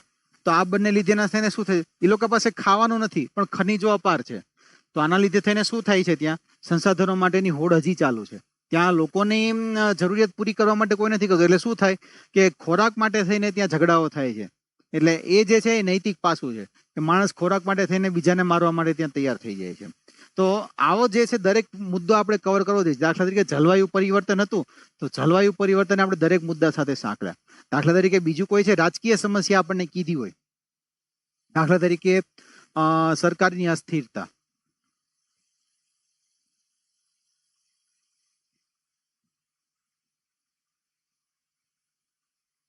તો સરકારની અસ્થિરતા પહેલા મુદ્દે આપણને શું લાગે કે આ ખાલી રાજકીય છે, પણ રાજકીય નથી. આ શું છે? દરેક પાસાને સાંકળે. તો આ દરેક પાસો છે આપણે સાંકળતા શીખવું જોઈએ. તો એના લીધે થઈને શું થશે કે તમારો જે નિબંધ છે એમાં વિવિધ પર્સપેક્ટિવ લોકોને મળશે, તો જેથી પરીક્ષક છે ને લાગશે કે ના આની પાસે બધા વિષયોનું જ્ઞાન છે અને બધાને બધી રીતે ખબર પડે છે કે એક સમસ્યા છે એકલી નથી, બધા સાથે સંકળાયેલી છે. હવે ચોથો મુદ્દો છે, ત્રીજો, નીતિગત નિબંધ હોય તો એની કઈ અસર થાય? મેં તમને આગળ કીધું હતું કે પહેલા વ્યક્તિગત હશે, કુટુંબ થશે, સમાજ, દેશ અને વિશ્વ પર અસર થશે. તો આ શું એક ફ્લો જળવાયેલો રહે. નિબંધમાં જેટલો ફ્લો જળવાઈ રહેલો હશે એટલા આપણને વધારે માર્ક્સ મળવાની શક્યતા છે. પછી હવે આપણે આગળ જોઈએ કે નિબંધનો હાર્દ રજૂ કરો. હવે હાર્દનો મતલબ શું થશે કે જેમ ખરેખર એની અંદર પ્રશ્ન માંગ્યો છે એ પ્રશ્નનું નિરાકરણ કે એનો ઉકેલ એ આપણે આપવો જરૂરી છે. તો દાખલા તરીકે પ્રસ્તાવના અંદર હાર્દ કઈ રીતે આપણે રજૂ કરી શકીએ? તો આપણને ખબર છે, જે મેં નિબંધ તમને દેખાડ્યું એમાં તમને બે વસ્તુ પૂછી હતી, કે વિશ્લેષણ અને વિશ્લેષણ બાદ એના પગલા. તો તમે પ્રસ્તાવના આ વસ્તુ પણ આપી શકો કે દાખલા તરીકે ચૂંટણી પ્રક્રિયા છે અથવા બ્યુરોક્રસી છે, વિવિધ પ્રકારની સમસ્યાઓથી પીડાય છે, તો સમસ્યાનું થોડું તમે નિરૂપણ આપી દો અને આને દૂર કરવા માટે વિવિધ પગલાઓ લેવાની જરૂર છે. તો આ હાર જો તમે આપો, જો તમને આમાંથી કશું નથી મળતું, સ્ટાર્ટિંગમાં આ નથી મળતું, તો તમે આ નિબંધનો હાર્દ આની અંદર આપી શકો. જે તમને વિષયનો મુદ્દો આપેલો છે એ વિષયનો મુદ્દાને તમે એની અંદર આવરી શકો. એટલે નિબંધનો હાર્દ વડે પણ તમે પ્રસ્તાવનાની શરૂઆત કરી શકાય. આ જે છે આખો બોડી વાળો પાર્ટ છે, એ અહીંયા આવશે. મુખ્ય ભાગ છે ને એની અંદર આવશે, બીજો ભાગ છે ને. બાકી પ્રસ્તાવના અને આ પ્રસ્તાવના માટે આ પહેલો અને ત્રીજો મુદ્દો બે અગત્યના છે, કે પ્રસ્તાવના કઈ રીતે લખવાની. હવે મુખ્ય ભાગમાં મેં તમને કીધું આ ઉપરનું, અને બીજું છે કે આપેલા વિષયનું વિશદ વર્ણન. હવે જો મેં તમને આગળ કીધું હતું કે સમસ્યાનો ઉદ્ભવ પછી એનું કારણ અગત્યનું છે. કારણ થયા બાદ એની અસર શું છે, દૂર કરવાના પગલા, શા માટે પગલા સફળ નથી થયા, અને તેની ખામીઓ, સુધારા અને ઉપસંહાર. આ મુખ્ય ભાગ છે. અને આ જે દરેક વસ્તુ છે એને આપણે આ નિબંધની વિવિધ રીતે જે લખી શકાય, એ જે મેં ટોપિક છે એના આધારે આપણે રજૂ કરવાની કોશિશ કરવાની મુખ્ય ભાગની અંદર. કારણ કે શું છે, દરેક સમસ્યા છે એને તમે આ જ રીતે આપી શકો. કારણ કે સમસ્યાનો ઉદ્ભવ છે એ આપણને ખબર છે, એનું કારણ જો ખબર ના પડે તો એને દૂર કરવા માટે પગલાં ના ભરી શકીએ. અને જો આપણે પગલાં ભરીએ છીએ તો આપણને સફળતા કેમ નથી મળતી એને આપણે વર્ણન કરવું પડે. અને જો સફળતા નથી મળતી તો એનો આપણે સુધારો, અને સુધારો કર્યા બાદ ભવિષ્યમાં એની શું અસર થશે એ ઉપસંહારમાં આપણે ટૂંકા રૂપે દેખાડવી પડે. હવે આગળ આપણે આ ડિસ્કશન કરશું વિવિધ વિષયનું, ત્યારે આપણને મુખ્ય ભાગમાં હું તમને કહીશ કે કઈ રીતે શું કરવાનું. હવે છેલ્લે આપણે જોઈએ એન્ડિંગ, ઉપસંહાર. હવે કદાચ દાખલા તરીકે તમે નિબંધ લખો છો, આપણે 3 નિબંધ છે, તો પહેલા 2 નિબંધમાં તો સમયની તો કોઈ ખામી હશે જ નહીં. પણ જ્યારે ત્રીજો નિબંધ આવે છે, તમને એમ લાગે કે ના હવે મારે સમય ઘટવાનો છે, મારાથી 8 પેજ છે તો 8 પેજ પૂરા નહીં થાય, તો ત્યારે શું કરવાનું, નિબંધ પૂરો કરવાનો, વચ્ચેના મુખ્ય ભાગમાં કન્ટેન્ટ થોડું ઘટાડી નાખવાનું. પણ ઉપસંહાર અત્યંત જરૂરી છે, આ ઇમ્પોર્ટન્ટ છે. એટલે 1 પેજ નિબંધ ઓછો લખાય ને એ ચાલશે, પણ ઉપસંહાર લખવો છે એ ઇમ્પોર્ટન્ટ છે. શું કામ? કારણ કે તમને માર્ક્સ ક્યાં મળવાના છે, ઉપસંહાર વાંચ્યા પછી તમને માર્ક્સ આપે છે. તો ઉપસંહાર તમારો જેટલો સારો હશે એટલા વધારે સારા માર્ક્સ આવશે. તો ઉપસંહાર કેવો હોવો જોઈએ, એટલે કે કન્ક્લુઝન, કે આશાવાદી અને ભવિષ્ય પ્રેરક હોવો જોઈએ. દાખલા તરીકે આપણે એમ કહી શકીએ શિક્ષણની સમસ્યા છે, તો કે શિક્ષણની સમસ્યાઓ આટલી બધી છે છતાં પણ સરકારના સતત પ્રયત્નને લીધે અને લોક ભાગીદારી દ્વારા જે શિક્ષણની સમસ્યાઓ છે એને દૂર કરી શકાશે, અને લોકોને નીતિ આચરવા ઉપર એને કેળવી શકાશે. તો ભવિષ્યની ગમે એટલી કપરી સમસ્યા હોય છતાં આપણે એવું કહેવું જોઈએ કે ધીરે ધીરે જો પ્રયત્ન કરવામાં આવે તો એક ડગલું ભરીએ તો લાંબી યાત્રા પણ ટૂંકા સમયની અંદર કાપી શકાય છે. તો આવા વિવિધ પ્રકારના જે આશાવાદી વસ્તુઓ છે એ તમારે એકત્ર કરીને રાખવી જોઈએ, કે અલગ અલગ નિબંધ પૂછાય તો એમાં તમે કેવી રીતે તમે લખી શકો ઉપસંહાર. પછી બીજું છે કે તેમાં નિબંધનો સાર ન લખતા આશાવાદી વિશે લખવાનું. એમાં શું છે કે નિબંધનું ટૂંકું અહીંયા નથી લખવાનું. શું કામ? કારણ કે આપણે વિષયનો હાર્દ ક્યાં આપી દીધો છે, પ્રસ્તાવનામાં, તો ફરીથી એન્ડિંગ ત્યાં નથી કરવાનું. એના બદલે શું લખવાનું કે આટલી સમસ્યાઓ હતી, એના બદલે એનું નિરાકરણ શું છે, એની અસર શું થવાની છે. પછી નવી દલીલ કે પ્રશ્નો રજૂ ન કરવા. ઘણી વાર કેવું થતું હોય કે આપણે છે ને 6 પેજનો લખ્યું હોય ને છેલ્લે આપણે ઉપસંહાર લખતું હોય તો આપણને અચાનક યાદ આવી જાય કે આ મુદ્દો તો લખવાનો રહી ગયો છે, તો એને ઉપસંહારમાં નહીં લખવાનો. જે છૂટી ગયું એ છૂટી ગયું. ઉપસંહારની અંદર નવી દલીલ કે પ્રશ્નો રજૂ નહીં કરવાના. જે પ્રશ્નો આપણે પૂછી લીધા છે, જેની વાત ચાલુ હતી, એનો ટૂંકો સાર આની અંદર લખવાનો છે. પછી ઘણા કેવું કરે છે કે 2-3 લીટીની અંદર કન્ક્લુઝન પૂરું કરી નાખે છે. 2-3 લીટી કરતા 1-2 પેરેગ્રાફ લખો ને તો સારું પડે. હવે 2 પેરેગ્રાફ હું શું કામ કહું છું, 2 પેરેગ્રાફ શું કામ? પેલો શું છે, તમારો ઉપસંહાર છે ને એનું મથાળું બાંધશે. ઉપસંહાર પેલું શું છે, ટૂંકમાં છે ને સાર જેવું આપશે એનું. અને બીજું છે ને એ તમારું ફાઇનલ કન્ક્લુઝન હશે. આ ફાઇનલ હશે ઉપસંહાર. જેમાં આપણે કોઈ પણ લેક્ચર આપતા હોય છે બધા, તો પહેલા એમ કહેતા હોય કે બધા લોકોનો ધન્યવાદ માનતા હોય, ને છેલ્લે પછી એમ કહેતા હોય કે ના આવી વસ્તુ છે ને હવે આપણે પૂરી કરીએ છીએ. તો એવી રીતના છે. 2 આપણે પેરેગ્રાફ પાડો તો સૌથી વધારે સારું. બાકી 1 પેરેગ્રાફ પાડો તો અડધા પેજનું તો ઉપસંહાર હોવો જોઈએ, કે તમને ખબર પડે કે ના કે આ ફાઇનલ પંચ છે. ઘણી વાર કેવું થતું હોય, મૂવી જ્યારે પૂરું થતું હોય ને ત્યારે ફાઇનલ પંચ લાઈન બોલે, અને ત્યારે આપણને લાગે કે ના ખરેખર આનો જે આ મેસેજ છે ને બહુ સારો હતો. કદાચ આખું પિક્ચર ભલે યાદ ન રહે આપણને, પણ જે છેલ્લા બે ડાયલોગ હશે ને એ ડાયલોગ આપણને યાદ રહેશે. તો સેમ વસ્તુ આપણે ઉપસંહારમાં કરવાની કે આ છે ને જોરદાર હોવો જોઈએ. શું કામ? કારણ કે આ વાંચ્યા પછી તમને માર્ક્સ મળવાના છે. એટલે એટલે આખા નિબંધમાં તમે ગમે એટલી કથા કરી હશે પણ ઉપસંહાર જો મજબૂત નહીં હોય ને તો માર્ક્સ ઓછા મળશે. તો જો સારા માર્ક્સ જોતા હોય તો સૌથી સ્ટ્રોંગ પોઈન્ટ આને બનાવવાનો અને પ્રસ્તાવનાને. બોડી થોડીક વીક હશે તો ચાલશે. શું કામ? કારણ કે આપણે કહેવાય છે first impression is last impression.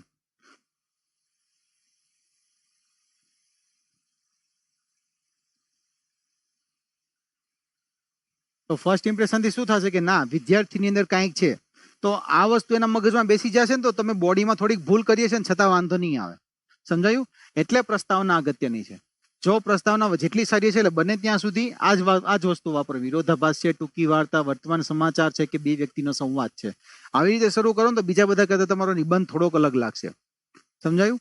અને છેલ્લે છે ટૂંકા અને લાંબા ગાળાના બે ઉપસંહાર. મેં જે તમને કીધું આ ટૂંકમાં સાર ને ઉપસંહાર, તો એના બીજા બે ભાગ આ રીતે પાડી શકાય કે નજીકના સમયમાં શું અસર થશે, ટૂંકા ગાળામાં શું થશે અને લાંબા ગાળામાં શું થશે.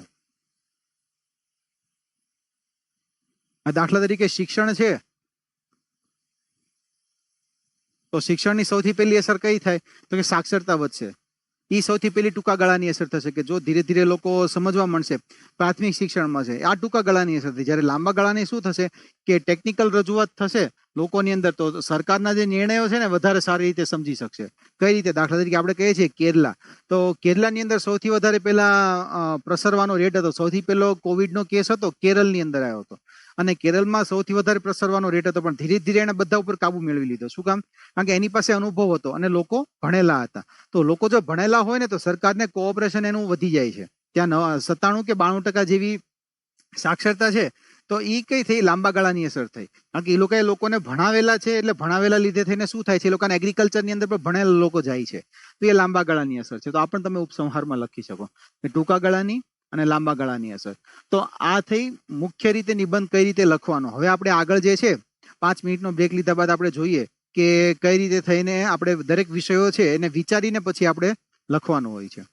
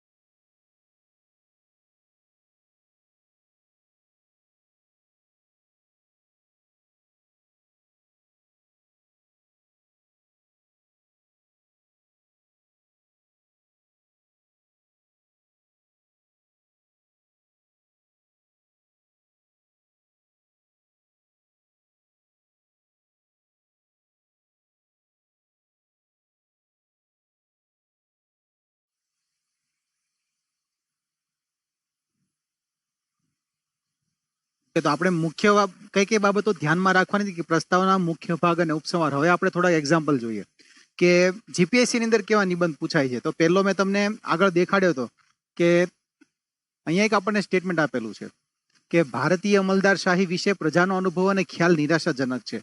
તો આ વસ્તુ શું આપણે સ્વીકારી લેવાની છે કે અત્યારે આ સમસ્યા આપણને આપેલી છે અને સ્વતંત્રતા પછી એની સામે શું પગલાં લેવાયા છે તો કે મુખ્ય ખામીઓનું વિશ્લેષણ, કે સુધારા કર્યા છે પણ છતાં એની અંદર ખામીઓ રહી ગઈ છે, તો એ આપણને પૂછેલું છે. એક આપણને વાક્ય આપેલું છે જે આપણે સ્વીકારવાનું.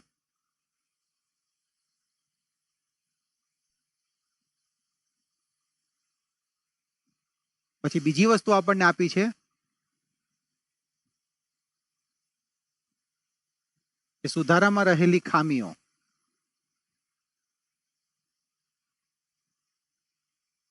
આનું વિશ્લેષણ કરવાનું છે અને પછી આપણને શું કીધું છે કે આને દૂર કરવા માટે શું આપવાના છે પગલાઓ.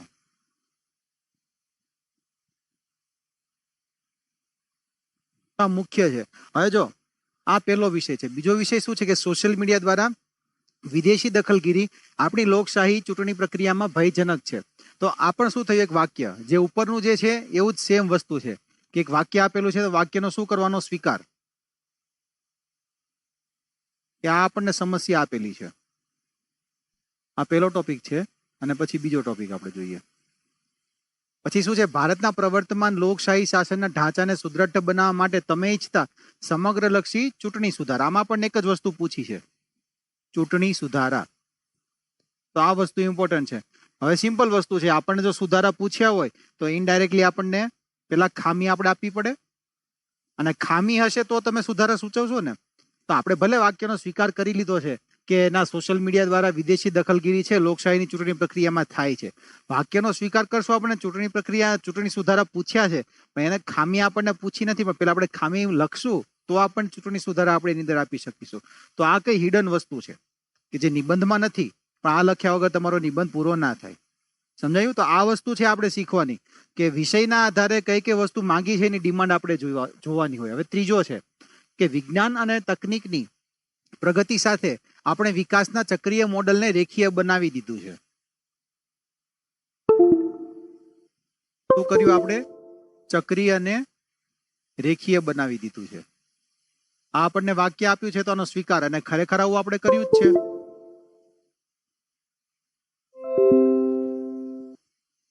તો શું છે, આપણે સૌથી ખરાબ પરિસ્થિતિ વિષયક સંકટનો સામનો કરી રહ્યા છીએ, ટિપ્પણી કરો તેમજ તેનો ઉકેલ સૂચવો. તો આપણને શું કીધું છે, ઇકોલોજીકલ.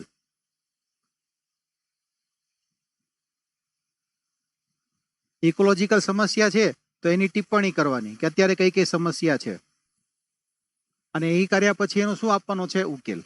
તો સેમ વસ્તુ છે આની અંદર પણ કે પેલા આપણને ખામીઓ કે અત્યારે કઈ કઈ ખામીઓ છે ને એ ખામીનો આપણી પાસે ઉકેલ માંગેલો છે. હવે આપણે જોઈએ, પેલા આપણે વિષયનું ડિસ્કશન કરી નાખીએ, પછી આપણે જેટલા સિલેક્ટ થયા છે એના મેં અમુક ભાગ લીધેલા છે કે જે મને ગમ્યા, કે હું તમને દેખાડું તો તમને થોડો ખ્યાલ આવે કે નિબંધની શરૂઆત કે એન્ડિંગ કઈ રીતે કરે છે, વચ્ચે એ લોકો કઈ રીતે લખે છે, આપણને ખબર પડે. તો પહેલો મુદ્દો છે કે ભારતીય અમલદારશાહી વિશે પ્રજાનો અનુભવ અને ખ્યાલ નિરાશાજનક છે. તો આ શું કામ છે? મેં તમને પ્રસ્તાવનામાં કીધું હતું કે જ્યારે કોઈ ઇતિહાસને લગતી વસ્તુ આવે તો ઐતિહાસિક રજૂઆત વડે પ્રસ્તાવના કરી શકો. તો આમાં ઐતિહાસિક રજૂઆત થઈ શકે. શું કામ? કારણ કે આપણી બ્યુરોક્રેસી છે ક્યાંથી આવેલી છે? બ્રિટિશ ટાઈમની છે. તો બ્રિટિશરો શું હતા? સંસ્થાનવાદ વાળા હતા. સંસ્થાનવાદ વાળાને કેવું હોય કે મેક્સિમમ પ્રજાનું શોષણ કરીને પોતાના દેશને ફાયદો થવો જોઈએ. એ કોઈ જવાબદાર સરકાર નહોતી કે લોકોનામાંથી ચૂંટાયેલી છે અને જો પોતે ખરાબ કામ કરશે તો લોકો એને દંડ આપશે. એવો કોઈ જ ભય સંસ્થાનવાદી સરકારને નથી હોતો. એ લોકોનો ફાયદો શું હોય છે? બસ એ લોકોને પોતાના દેશની ઇકોનોમિક ફાયદો થવો જોઈએ અને અહીંની પ્રજાનું જે થવું હોય થાય. તો આવી જે બ્યુરોક્રેસી હતી એ ત્યારે નિર્માણ પામી હતી બ્રિટિશરોના ટાઈમની અંદર. તો ઘણીવાર કેવું છે કે સીધો સમયને આપણને આઝાદી મળી 1947 તો ડાયરેક્ટ ચેન્જ ના થઈ જાય. શું કામ? કારણ કે બ્યુરોક્રેસીમાં શું હોય છે? હાયરાર્કી હોય. હાયરાર્કી આવી રીતે કે ક્લાસ 2 હોય, ક્લાસ 1 હોય, સચિવ કક્ષાના હોય, પછી મુખ્ય સચિવ હોય. તો આવી રીતે આખી હાયરાર્કી હોય. દાખલા તરીકે 1947 થી આપણને આઝાદી મળે છે. તો આઝાદી મળશે એનો મતલબ શું થશે કે હવે જે નવી ભરતી થશે ને, નવી ભરતી પ્રક્રિયા માત્ર ભારતીયો હશે અને ભારતીયોની સાથે બીજી વસ્તુ કઈ હશે? રાષ્ટ્રવાદની ભાવના હશે. તો આ તો થઈ એન્ટ્રી લેવલની વાત. આ સુધરશે, આ ઉપરનું મથાળું છે એ સુધરવાનું નથી. સમજાયું? દાખલા તરીકે સંસ્થાનવાદી સરકારે શું કર્યું હતું કે લોકોને દૂર રાખવા માટે જે સમસ્યા આજે પણ હજી આપણને જોવા મળે છે, તો કે પ્રવેશ પરીક્ષા હતી સંપૂર્ણપણે અંગ્રેજીમાં હતી પહેલા. શું કામ? હવે અત્યારે પણ આપણને ખબર છે કે આખા ભારતમાં માત્ર 4 થી 5% લોકો અંગ્રેજી સંપૂર્ણપણે જાણે છે. ભલે હું પોતે સરકારી અધિકારી છું, પણ અમુક શબ્દ એવા છે કે મને પણ ખબર નહીં પડતી કે વહીવટની અંદર કઈ રીતે એનો ઉપયોગ કરવાનો છે. તો 4 થી 5% લોકો, જ્યારે આઝાદી મળી ત્યારે 0.97 સમથિંગ હતા. આઝાદી મળી ત્યારે ખાલી 0.97% લોકોને અંગ્રેજી આવડતું હતું. તો ત્યારે કોમ્પિટિટિવ એક્ઝામ અંગ્રેજીમાં થતી હતી. તો સંપૂર્ણ લોકોને કઈ રીતે ફાયદો થાય? તો લોકો માટે તો નિરાશાજનક આ વસ્તુ થઈ કે જેને અંગ્રેજી આવડતું નથી તો પરીક્ષામાંથી આપોઆપ બાકાત થઈ જવાના છે. પછી બીજી વસ્તુ, લાયકાત શું રાખે છે એ લોકો? ગ્રેજ્યુએશન.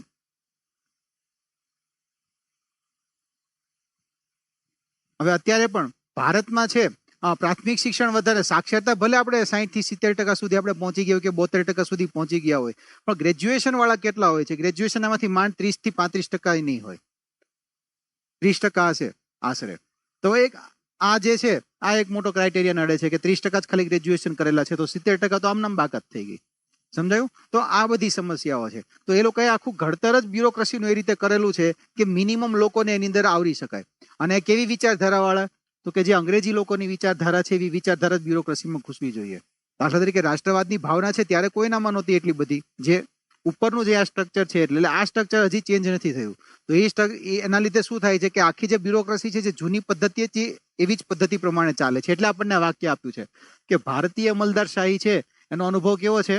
નિરાશાજનક છે, લોકો સેન્ટ્રિક નથી. હવે આપણે કેવું હોય ઘણી વાર, આ એક ટેબલ છે, આ સરકારી અધિકારીની ખુરશી છે, અહીંયા લોકોની ખુરશી છે. લોકો અહીંયા બેસે છે અને અહીંયા અધિકારી બેસે છે. તો જ્યારે તમે લોકો તરીકે જાઓ છો ને સરકારી ઓફિસની અંદર, ત્યારે તમને એમ થાય છે કે આટલી આટલી સમસ્યા છે, આમ થાય છે, તેમ થાય છે, ત્યારે તમને બધી સમસ્યા દેખાય છે. અને જ્યારે તમે અધિકારી બનો છો ને ત્યારે ખાલી તમને પોતાનો ફાયદો દેખાય છે. આ ફરક પડી જાય છે. માત્ર પોતાનો ફાયદો. સમજાયું? અને જ્યારે લોકોને શું દેખાય છે? માત્ર સમસ્યા. એ લોકોને કાર્ય નથી દેખાતું. તો આ બંને વચ્ચે શું થાય? ઝઘડો થાય. એટલે શું થાય? આ નિરાશાજનક વસ્તુ કહેવાય કે એકને માત્ર સમસ્યા દેખાય છે અને એક જે છે માત્ર પોતાનો ફાયદો જોવે છે. એકચ્યુઅલમાં શું એના માટે શબ્દ વપરાય છે? સિવિલ સર્વન્ટ શબ્દ વપરાય છે. Civil servant. લોકસેવક છે પણ લોકોથી દૂર હોય તો એને સિવિલ સર્વન્ટ કઈ રીતે કહી શકાય? તો આ જે સમસ્યા છે એ આપણે બ્યુરોક્રેસીમાં હજી પણ જોવા મળે છે. સમજાયું? તો આ બ્યુરોક્રેસીની ખામી છે. આ બ્યુરોક્રેસીની ખામીઓ દૂર થવી જોઈએ. તો એટલે આપણને કીધું છે કે ભારતીય અમલદારશાહી છે એનો ખ્યાલ કેવો છે? નિરાશાજનક છે. હવે સિમ્પલ વસ્તુ છે, જો 1947 થી આપણો દેશ આઝાદ થયો 60 થી 70 વર્ષ થયા હશે, તો આ દૂર કરવા માટે વિવિધ પગલાઓ લીધા હશે. તો વિવિધ પગલાઓ કેવા છે? દાખલા તરીકે અત્યારે આપણને ખબર છે યુપીએસસી ની એક્ઝામ છે 22 ભાષામાં અપાય છે. પછી ગ્રેજ્યુએશનનું લેવલ છે પેલા કરતા વધ્યું છે અત્યારે. પછી બીજું, વય મર્યાદા. પહેલા અંગ્રેજોએ તો કેવું રાખ્યું હતું કે માત્ર 23 વર્ષની ઉંમર રાખી હતી, એ 23 વર્ષ સુધી જ તમે પરીક્ષા આપી શકો. હવે વિચારો કે એક તો અંગ્રેજી પોતાની ભાષા નથી, ભાષા શીખવામાં જ આપણે અત્યારે પણ જો આટલો ટાઈમ જતો રહે તો ટેકનોલોજી વગરના યુગમાં કેટલો સમય જતો હશે? અત્યારે આપણી પાસે ડિક્શનરી છે, પ્રોફેસરો છે, આટલી બધી યુનિવર્સિટી છે, અને ઘણા લોકોના ઘરે તો ટીવી અને રેડિયો છે. એના આધારે પણ ઘણા બધાને ઇંગ્લિશ આવડતું હશે. પણ એ જમાનામાં ઇંગ્લિશ શીખવું એટલે ઘણી અઘરી વાત હતી. તો અને પાછી વય મર્યાદા કેટલી? 23 હતી. જ્યારે અત્યારે કેટલી કરી છે? 35 વર્ષ કરી છે. આ 35 વર્ષ છે. પછી એસસી એસટી છે, ઓબીસી છે, એને બીજી ઘણી બધી છૂટછાટો છે. પછી દિવ્યાંગ જે વ્યક્તિઓ છે એને છૂટછાટ છે. તો આ સુધારા છે. પણ છતાં અમુક એવા સુધારા છે કે જેની અંદર હજી ખામીઓ રહી ગઈ છે. આ તો શું ખાલી પ્રવેશનું, હું તમને ખાલી એક ટોપિક આપું છું કે આ પ્રવેશમાં આટલા સુધારા કરેલા છે પેલા કરતા. તો આવા વિવિધ પ્રકારની તમે ભાગ પાડી શકો એની અંદર. તમે વિવિધ એની અંદર ભાગ પાડી શકો. દાખલા તરીકે શું હોય અમલદાર શાહીની અંદર? તો એક તો કે પ્રવેશ. પ્રવેશની અંદર પછી શું થશે? યોજનાનું અમલીકરણ.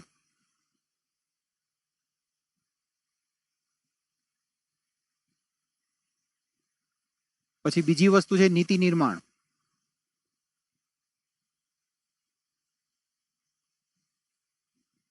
બીજું છે ભ્રષ્ટાચાર,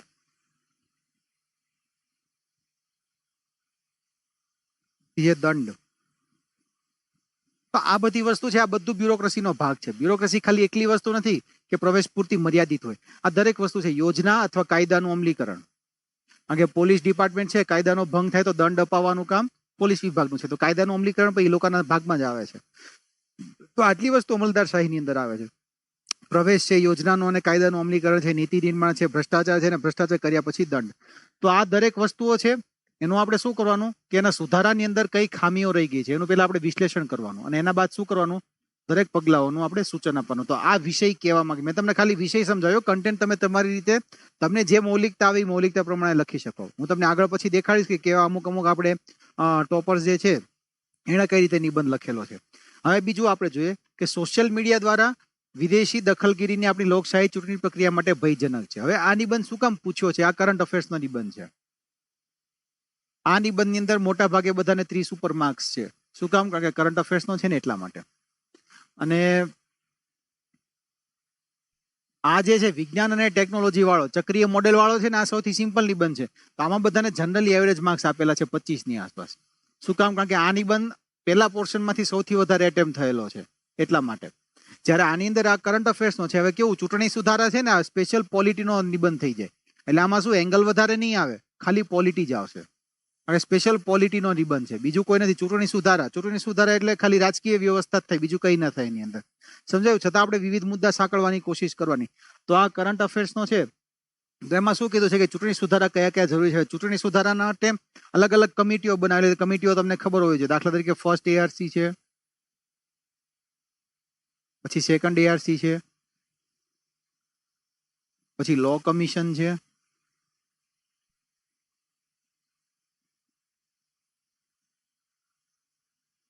પછી સુપ્રીમ કોર્ટના અલગ અલગ કેસના ચુકાદા. આ બધી વસ્તુ ચૂંટણી પ્રક્રિયાની અંદર આવશે. પછી ઇલેક્શન કમિશનના પોતાના પગલા.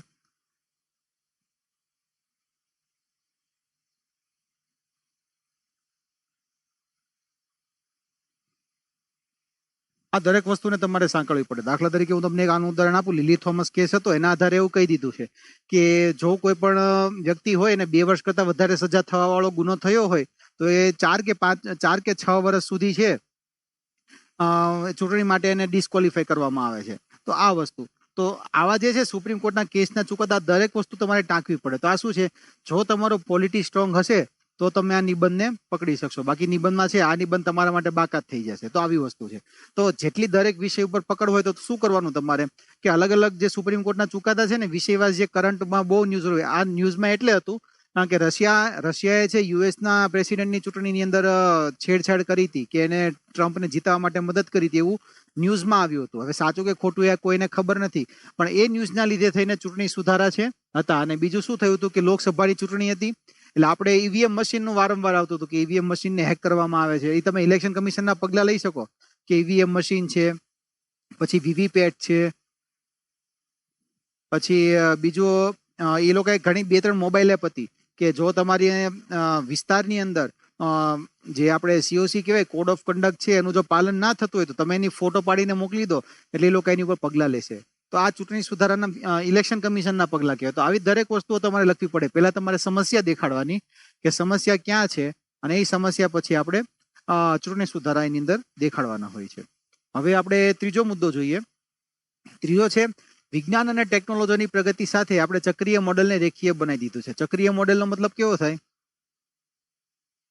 કે કોઈ વસ્તુ હોય, વસ્તુનો વપરાશ થાય, વપરાશ બાદ પછી એનો નિકાલ, નિકાલમાંથી પાછી વસ્તુ બનાવવાની. દાખલા તરીકે આને શું કે આપણે રિસાયકલ કહીએ છીએ. રિસાયકલ કર્યા બાદ પાછી વસ્તુ બને. તો પહેલાના જમાનામાં કેવું હતું કે દરેક વસ્તુનું એક સાયકલ આખી બનેલી હતી કે વનસ્પતિમાંથી જ બધી વસ્તુઓ લેતા હતા અને પાછી બધી ખાતરમાં જતી હતી. કારણ કે શું કામ, મોટા ભાગે કુદરતી આધારિત વસ્તુઓ હતી. પેલા મોટા ભાગે કાપડની વસ્તુ હતી, લાકડાના મકાન હતા,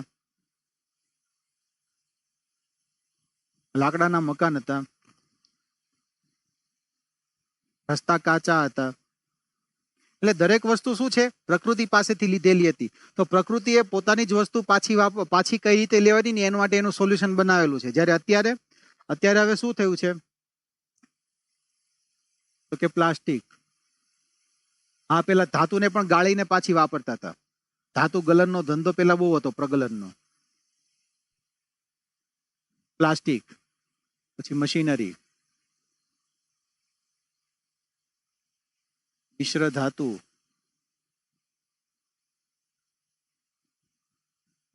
સોલાર પેનલ. આ બધી વસ્તુ કેવી છે કે આપણે આપણા ઉપયોગ માટે બનાવેલી છે. પછી સુએજ. પેલા કેવું હતું કે ઓપન ડેફિકેશન હતું. ઓપન ડેફિકેશન ના લીધે શું થાય, એ લોકો અમુક એરિયાને છે ઓપન ડેફિકેશન તરીકે વાપરે, અને પછી ત્યાં કેવું થાય, વનસ્પતિને ત્યાં ખાતર મળી રહે, એટલે ત્યાં જાતે વનસ્પતિ ઉગી જાય ને એનો નિકાલ થઈ જાય. એટલે સુએજ નહોતું. જ્યારે અત્યારે શું ગટર વ્યવસ્થા છે, એટલે સુએજ નિર્માણ થાય છે. આપણે શું કરીએ છીએ, ટ્રીટમેન્ટ નથી કરતા, ડાયરેક્ટ નદીમાં જવા દઈએ છીએ. નદીમાં તો આના લીધે શું થાય છે, નદીમાં જીવને જોખમ થાય છે. જે પ્રાણીઓ જેની અંદર છે, માછલી છે, લીલ છે, શેવાળ છે, ફૂગ છે, એ બધી જન્મવી જોઈએ, એ જન્મતી નથી. એના લીધે થઈને શું થાય છે, તે પ્રદૂષણ થાય છે.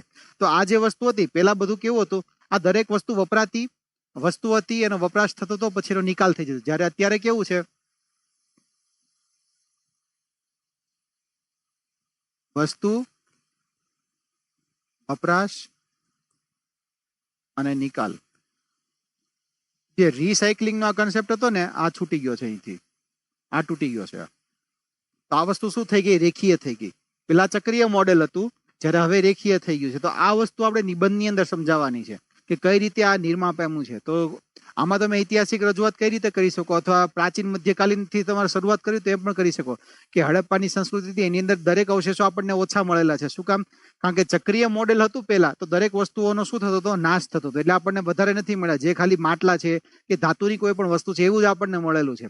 પણ બાકી વિશેષ એની કોઈ આપણને વસ્તુઓ નથી મળી કે કેવા કપડા હતા, શું હતું. ખાલી એક કોટનનો ટુકડો મળેલો છે. બાકી દરેક વસ્તુઓ છે એનું વિશ્લેષણ થઈ જતું હતું. તો એના લીધે થઈને શું થાય છે અત્યારે, કે પહેલા કચરો નહોતો થતો, અત્યારે કચરાનું નિર્માણ વધારે થાય છે, કારણ કે રેખીય મોડેલ છે. એટલે તો તમે પાછળથી એવી રીતે કહી શકો કે પેલા આવી રીતના હતું. પછી અત્યારે શું થયું, 1750 ની આસપાસ ઔદ્યોગિક ક્રાંતિ આવી. 1750 1850 ની આસપાસ સૌથી પહેલા સ્ટીમ એન્જિન, ઔદ્યોગિક ક્રાંતિ પહેલી.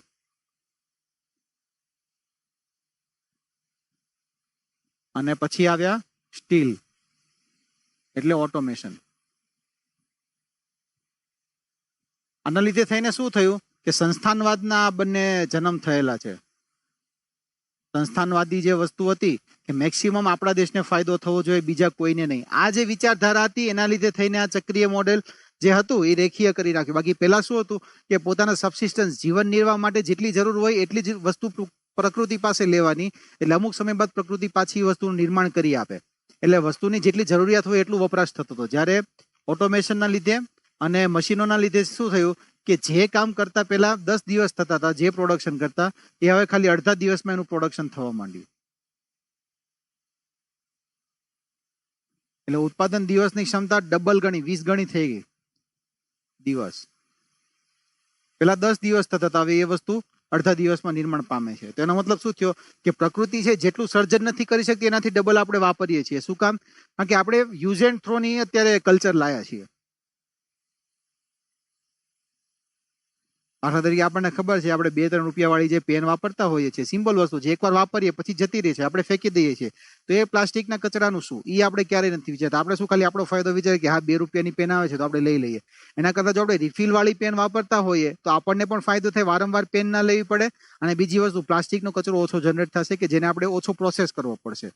તો આપણે યુઝ એન્ડ થ્રો વાળી વસ્તુ બધી વાપરવા માંડ્યા છીએ. એકવાર વાપરીએ છીએ પછી ક્યાં જાય છે ખબર નહીં. દાખલા તરીકે અત્યારે કોવિડ છે તો માસ્ક, પછી પીપીઈ, પછી બીજું છે પોલિથીન.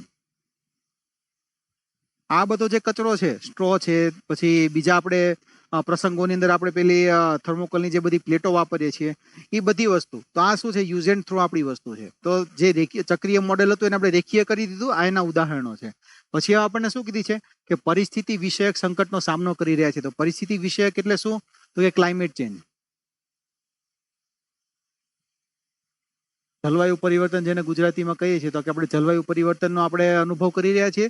તો એના દરેક મુદ્દા જે મેં તમને આગળ કીધું હતું કે કઈ કઈ રીતે બધાને આવરી શકાય છે, તો એ આની અંદર લઈ લેવાનું. અને પછી આપણને શું કીધું છે એનો ઉકેલ કોની મદદથી, તો કે ટેકનોલોજીની મદદથી કરી શકાય. તો આ થઈ વિષયની છણાવટ. જો આપણે જોઈએ કે આ કયો છે, મનુષ્ય જાતિએ પોતાની બુદ્ધિમત્તાનો ઉપયોગ કરી વિશિષ્ટ ટેકનોલોજીનો આવિષ્કાર કર્યો છે.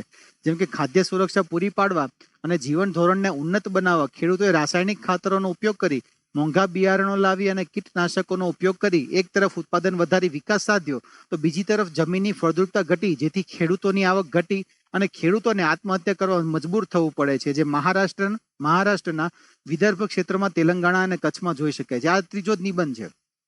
આ ત્રીજો નિબંધ છે ને એના માટેનું આ આપેલું છે. તો એને શું કર્યું, કરંટ અફેર્સનો ઉપયોગ કર્યો છે.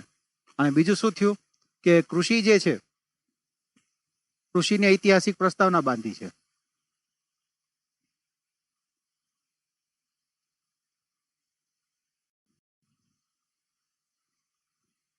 હવે પહેલા કેવું હતું, પહેલા બધા છાણિયું ખાતર વાપરતા હતા, કારણ કે પશુપાલન લોકો કરતા હતા. હવે અત્યારે કોઈને પશુઓ નથી રાખવા, એટલે છાણિયું ખાતર મળવાનું નથી, એટલે રાસાયણિક ખાતર વાપરવું પડશે.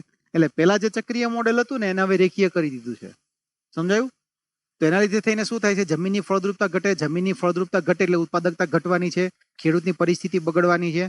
કારણ કે પહેલાના કેવું હતું કે કદાચ દુષ્કાળ પડે ને છતાં પણ જમીનમાં ઉત્પાદન થતું હતું. શું કામ? કારણ કે જમીન છાણિયા ખાતરના લીધે ભેજ લાંબો સમય સુધી જાળવી રાખે. જ્યારે અત્યારના રાસાયણિક ખાતર અને જંતુનાશક દવાનો વધારે ઉપયોગ કરવા માટે થઈને પાણીની વધારે જરૂર પડે છે. તો પછી એમણે શું કીધું, કરંટ અફેર્સ અને ઐતિહાસિક પ્રસ્તાવના બાંધી. પછી એણે જો પ્રશ્નો ઉભા કર્યા. તો પ્રશ્નો થાય છે કે વિકાસનું ચક્રીય મોડેલ એટલે શું, તે કેવી રીતે રૈખિક બન્યું, તેનાથી કેવા પરિસ્થિતિ વિષયક સંકટ આવી શકે છે, તેને રોકવાના ઉપાયો છે. આવા જ કેટલાક જટિલ ઉત્તરોનો જવાબ મેળવવાનો પ્રયત્ન કર્યા. આજે મેં તમને કીધું કે પ્રશ્ન ઉભા કરવાના, આ જો સ્માર્ટ રીત કહેવાય કે એક પેજમાં એને પ્રસ્તાવના બાંધી, એમાં એને 3 પદ્ધતિનો ઉપયોગ કર્યો છે. કરંટ અફેર્સ વાપર્યું છે, પછી ઐતિહાસિક પ્રસ્તાવના બાંધી છે અને પ્રશ્નો ઉભા કર્યા છે. આના લીધે શું થશે, એક તમને ફ્લો જળવાઈ રહેશે કે તમારે આટલા પ્રશ્નોનો જવાબ આપવાનો છે. તમે શું નિબંધના વિષયથી દૂર નહીં જાઓ. હવે જોઈએ કે વિકાસનું ચક્રીય મોડેલ એટલે કે માનવને જીવન જરૂરી વસ્તુઓ પ્રકૃતિ પાસેથી લઈને તેનું સંરક્ષણ કરી અને જીવનના સ્તરમાં વધારો કરવો, જેથી ભવિષ્યની પેઢી પણ તેનો વિકાસ કરી શકે. પરંતુ શું હાલમાં ચક્રીય મોડેલ દેખાઈ રહ્યું છે? જવાબ છે ના. તો જો આ સવાલ જવાબથી એને શરૂઆત કરી છે. હાલના 21મી સદીમાં વિશ્વના દેશો એકબીજાથી આગળ નીકળવા માટે વિવિધ ટેકનોલોજીનો ઉપયોગ કરી જીવનની ગુણવત્તા વધારી, પરંતુ પ્રકૃતિના ભાગે, જેથી આ રેખિક મોડેલમાં ફક્ત મનુષ્યને ફાયદો થયો છે ને પ્રકૃતિને નુકસાન. તો આ જો બંનેની સરખામણી જે મેં તમને આગળ સમજાવ્યું વિષયની અંદર એ જ રીતે છે.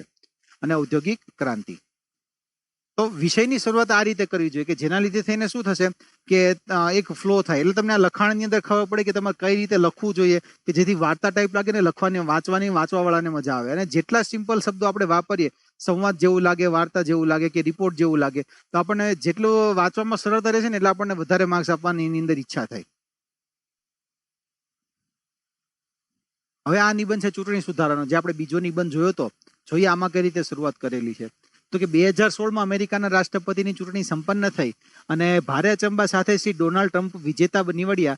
પરંતુ આ સાથે જ મીડિયામાં આરોપોની છડી વર્ષવા લાગી. જો આ મેં તમને કીધું હતું કે રૂઢિપ્રયોગ વાપરવાનો, તો કે છડી વર્ષવા લાગી.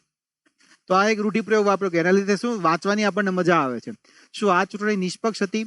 ટ્રમ્પને લાવવામાં શું રશિયાનો કોઈ હાથ હતો? જામાં પણ પ્રશ્નો છે. એક લોકતાંત્રિક દેશના મુખિયાની પસંદગી જ્યારે અન્ય દેશોના શાસકો કરે છે ત્યારે ખરેખર દેશને લોકતાંત્રિક કહેવો કે કેમ?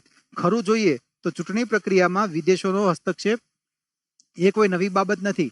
હજુ પ્રાચીન કાળથી શરૂઆત કર્યું કે ગ્રીસમાં પણ જ્યાં સ્વતંત્ર અને છૂટાછવાયા નગર રાજ્યો હતા ત્યારે પણ સ્પાર્ટા રાજ્ય બળ પ્રયોગ વડે જનમત વિરુદ્ધ સરકારો રચવા કુખ્યાત હતું. ભારતમાં પણ મરાઠા અને સૈયદી બંધુઓ, કારણ કે આ લોકોએ શું ફરૂખ શિયરને લાયા હતા ને પછી એની પાછી કતલ પણ કરાવી હતી.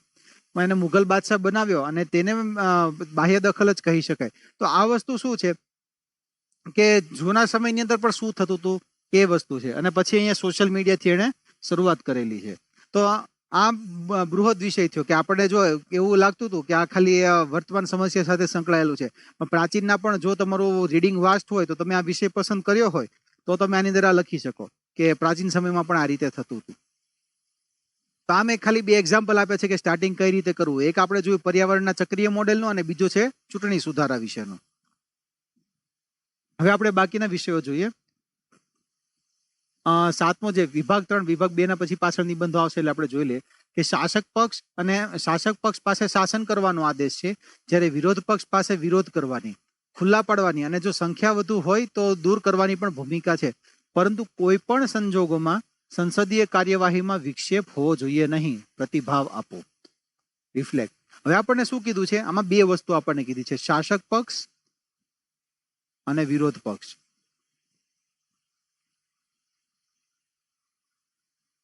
હવે સિમ્પલ વસ્તુ છે, કોઈ પણ વ્યક્તિ છે સારું કાર્ય ક્યારે કરી શકે? જ્યારે એ વ્યક્તિને બીજાની મદદ મળતી હોય ત્યારે, અથવા પોતાનું પદ એને જતું રહેવાનો ડર હોય ત્યારે. દાખલા તરીકે કોઈને ખબર પડી જાય કે ના, હું એકવાર ગવર્મેન્ટમાં જવાનું છું, પછી મારા પર કોઈ જ કાર્યવાહી નહીં થાય તો એ ભ્રષ્ટાચાર પર ભ્રષ્ટાચાર કરશે. પણ આપણે શું ભ્રષ્ટાચાર નિવારણ અધિનિયમો રાખેલા છે, તપાસ પંચો વિવિધ ગોઠવેલા છે, CVC જેવી સંસ્થાઓ છે, CBI છે, FBI છે, તો વગેરે જેવી સંસ્થાઓ શું કરે છે? ભ્રષ્ટાચાર ઉપર કાબુ રાખે છે. અને જો વધારે પડતા ગંભીર ભ્રષ્ટાચાર કરેલા હોય તો એને નોકરીમાંથી પણ નીકાળવામાં આવે છે.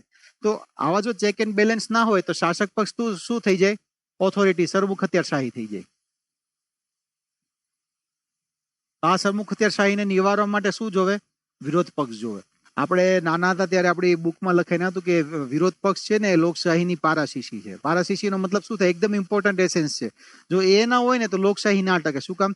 કારણ કે વન સાઇડેડ વસ્તુ થઈ જાય. દાખલા તરીકે કોઈ પણ એક પક્ષ હોય, એની કોઈક વિચારધારા હોય કોઈ પણ એક વસ્તુ પ્રત્યેની કે આ વસ્તુ છે તો આવી જોઈએ. દાખલા તરીકે અમુક પક્ષો એવા હોય છે કે જે રિઝર્વેશનને વધારે પ્રમોશન આપતા હોય છે, અમુક છે રિઝર્વેશનને ઓછું પ્રમોશન આપતા હોય છે. તો એ એની વિચારધારા છે. તો એના લીધે થઈને શું થશે કે એક પક્ષ છે કે હા, બધાને અનામત આપો, તો અનામતના લીધે શું થશે? એ એનો પક્ષ છે, પણ જો એનો વિરોધ કરવામાં નહીં આવે તો અનામતની શું ખોટી અસરો છે કે ખરાબ અસરો છે? ખરાબ અસર છે એ સમાજ સામે નહીં આવે. સમજે છે? દાખલા તરીકે અત્યારે આપણે કહીએ છીએ કે ઇનએફિશિયન્ટ બ્યુરોક્રેસી થઈ ગઈ છે. તો ઇનએફિશિયન્ટ બ્યુરોક્રેસીનું કારણ શું છે? કે તમે જો ઓછી ક્વોલિટી વાળા જો લાવવાના છો કે જેને ખરેખર મહેનત કરવાની આગ જ નથી. હવે સિમ્પલ વસ્તુ છે કે કોઈક 95% બનતું હોય અને કોઈક 55% બનતો હોય, તો બંનેમાં ફરક તો હોય ને. કદાચ ડોક્ટર બનતો હોય કે બ્યુરોક્રેસીમાં હોય કે ગમે ત્યાં હોય, તો આટલો જો 40% ફરક રહેતો હોય તો 95% વાળાની મહેનત ને 55% વાળાની મહેનતમાં જે ફરક પડે છે એ અનામતની છે, એ ખરાબ અસર છે. તો જો કોઈ પણ શાસક પક્ષ હશે કે ના અનામત હોવું જ જોઈએ, તો આ વિરોધ પક્ષ જો એનો વિરોધ નહીં કરે તો એને આપણને બીજી ભાગની અસર દેખાશે નહીં. શું કામ? કારણ કે શાસક પક્ષ હંમેશા શું કરશે? વોટ બેંક પોલિટિક્સ કરતા હોય છે. કે પોતાની છે જેટલી યોજના હોય ને ખાલી પોપ્યુલર થવી જોઈએ, અમલવારી થાય કે ના થાય કે એના લીધે થઈને ભલે ખરાબ અસર થાય છે એનું કોઈ ધ્યાન નથી રાખતું. જ્યારે એની નેગેટિવ ઇફેક્ટનું ધ્યાન કોને રાખવાનું હોય છે? વિરોધ પક્ષને. એટલે વિરોધ પક્ષ શું કરે કે શાસક પક્ષની કોઈ પણ નીતિ હોય ને એનો વિરોધ કરતું હોય છે. પણ એ વિરોધ કરવાના લીધે થઈને શું થાય છે? ઘણીવાર કાયદાઓ પસાર નથી થતા, એના લીધે થઈને ઓર્ડિનન્સ બહાર પાડવા પડે છે. પછી ઘણીવાર કેવું હોય, વિકાસને લગતા કાર્યો હોય ને એ અટકી જાય છે. દાખલા તરીકે મનમોહન સિંહની સરકાર હતી ત્યારે પરમાણુ કરાર કરવાનો હતો, ત્યારે દરેક પક્ષને એને વિશ્વાસમાં લીધો હતો કે ના અમે આપશું અને તમારે જે આ દેશ માટેનું કાર્ય છે એ કાર્યને પૂરું કરવા માટે અમે અડચણ નહીં બનીએ. તો આ વસ્તુ છે કે કાર્યવાહીમાં વિક્ષેપ ના હોવો જોઈએ. ઘણીવાર કેવું થાય છે કે દાખલા તરીકે અમુક સેશન તો એવા જાય છે કે જેમાં કોઈ પણ વસ્તુ પર ડિસ્કશન જ નથી થતી. ખાલી 2 કલાક થાય કે આ જે સેશન હોય છે એને એડજન કરવું પડે છે. તો એડજનમેન્ટનું કારણ શું છે? કે વિરોધ પક્ષ છે ખાલી વિરોધ કરે છે, પણ એમાં નીતિમાં શું ભૂલ છે ને, નીતિગત ખામીઓ કોઈ દર્શાવતું નથી. દાખલા તરીકે આપણે પેલી રાફેલની જે વાત કરતા હતા, બસ રાફેલ કર્યા ગયા, ખરેખર એમાં કશું નહોતું, છતાં એ લોકોએ આખું 1 વર્ષ બગાડ્યું રાફેલની પાછળ. કોઈ પણ ડિસ્કશન ના થવા દે, કોઈ પણ નવી વસ્તુ કે નવા બિલ ના આવવા દે. તો એના લીધે થઈને શું થાય? જે નવા કાયદાઓ, સમયની માંગ છે કે કાયદાઓ બદલવાની જરૂર છે એ થતી નથી. એના લીધે થઈને શું થાય છે? વિક્ષેપ થાય છે. તો આની અંદર આપણે શું કરવાનું કે આ બંનેની દરેકની જવાબદારી, એના કાર્ય શું છે અને બંને એકબીજાએ કોઓપરેટ કઈ રીતે કરવાનું. અને લોકશાહી માટે શું કામ આવી સિસ્ટમ બનાવેલી છે તો એનું છણાવટ આની અંદર કરવું પડે. જો ચૂંટણી સુધારા વાળો હતો ને એવો આપણને એક પર્ટિક્યુલર નિબંધ થઈ જાય પોલિટીનો, કે જેની અંદર તમે કાયદાના અલગ અલગ એંગલ તમે લખી શકો. પછી બીજું છે આમાં આ પોર્શનમાં સૌથી વધારે એટેમ્પ થયેલો હોય ને તો આ છે કે વિક્રમી અનાજ ઉત્પાદન તેમજ સહાયક ન્યૂનતમ ટેકાના ભાવ કે MSP ની નીતિ હોવા છતાં કૃષિગત બાબતો રાષ્ટ્રની ચિંતાઓ પૈકીની એક છે. એટલે સૌથી મોટી ચિંતાનું કારણ શું છે? કૃષિગત બાબતો. તો કારણોનું મૂલ્યાંકન કરો અને વ્યાપક ઉકેલ સૂચવો. આપણને શું કીધું છે કે એમએસપી છે. એમએસપી નો મતલબ શું થાય કે ખેડૂતોને મિનિમમ ભાવ મળવો જોઈએ, એટલે શું નફો થવો જોઈએ ખેડૂતોને, એનો મુખ્ય ઉદ્દેશ્ય છે. અને શું છે કે રાષ્ટ્રની ચિંતાઓ પૈકીની એક છે તેના કારણોનું મૂલ્યાંકન. તો સમસ્યા શું કામ છે,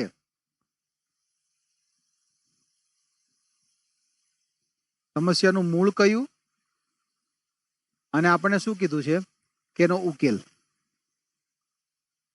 દાખલા તરીકે આની અંદર તમે કઈ રીતે કરી શકો, તો કે સમસ્યાનું મૂળ આપણે જોઈએ તો ખેડૂત હોય, ખેડૂતને કેટલી વસ્તુની જરૂર પડે. એક સૌથી પહેલું છે પાણી, બીજ, ફળદ્રુપ, અને પાછી મોટી જમીન. પછી શું થશે, હવે ઉત્પાદન થઈ જાય તો એ થોડા યંત્રોની જરૂર પડે. યંત્ર મળી જાય પછી પાકની લણણી કરે, તો લણણી કર્યા બાદ શું કરવું પડે, એને સ્ટોરેજ કરવો પડે. સ્ટોરેજ કર્યા બાદ શું કરવું પડે, એને બજાર મળવું જોઈએ, પોષણક્ષમ ભાવ મળવા જોઈએ. પછી બીજું નવી ટેકનોલોજી,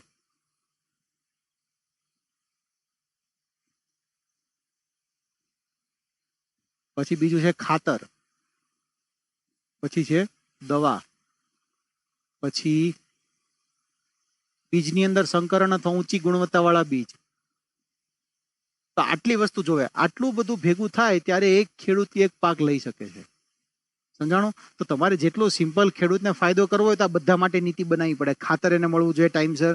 હવે આપણે કેવું છે, યુરિયામાં ખાલી વધારે સબસિડી મળે છે તો બધા શું કરે, યુરિયા વાપર્યા કરે, એટલે જમીનમાં નાઇટ્રોજનનું પ્રમાણ વધી જાય ખાલી, અને બાકી સલ્ફેટ છે, ફોસ્ફેટ છે, પોટાશ છે, એ કોઈ પણ વસ્તુ એને મળતું નથી. તો આ ખાતરની પોલિસી છે કે સરકાર એક પોલિસી બનાવે એટલે ખેડૂતો બધે જ વાપર્યા કરે. પછી બીજ, બીજમાં કેવું છે, ઘઉં અને ચોખાનું ઉત્પાદન વધ્યા કરે, અને પછી મિલેટ્સ છે, પછી એ બીજા પોષક તત્વો વાળા પદાર્થો છે એનું આપણે ઇમ્પોર્ટ કરવું પડે. દાખલા તરીકે છે આપણે તેલીબિયા છે, તેલીબિયાનું ઉત્પાદન ઓછું થાય છે આપણે, તો એને પ્રોત્સાહન આપવા માટે કોઈ વિશેષ નીતિ નથી બનાવી, અને આપણે શું કરીએ છીએ, પામ ઓઇલ છે બહારથી આપણે મંગાવીએ છીએ. તો આ બીજ માટેની નીતિ છે. પછી ફળદ્રુપ અને મોટી જમીન, અત્યારે કેવું છે, ફળદ્રુપ જમીન ધીરે ધીરે ઓછી થતી જાય છે. શું કામ? કારણ કે શહેરીકરણ થાય છે. શહેરમાં શું છે કે ઓછી મહેનતની જોબ છે, અને શું કે પગાર ત્યાં વધારે છે, એટલે શું કે નાણાકીય ફાયદા માટે થઈને જમીનો છોડીને બધા શહેરોમાં જાય છે, એટલે શહેરોનો વિસ્તાર થાય. તો શહેરોની આજુબાજુના જે ગામડા છે એની ખેતીલાયક જમીન છે એ બિન ખેતીલાયક જમીનમાં કન્વર્ટ થઈ જાય છે.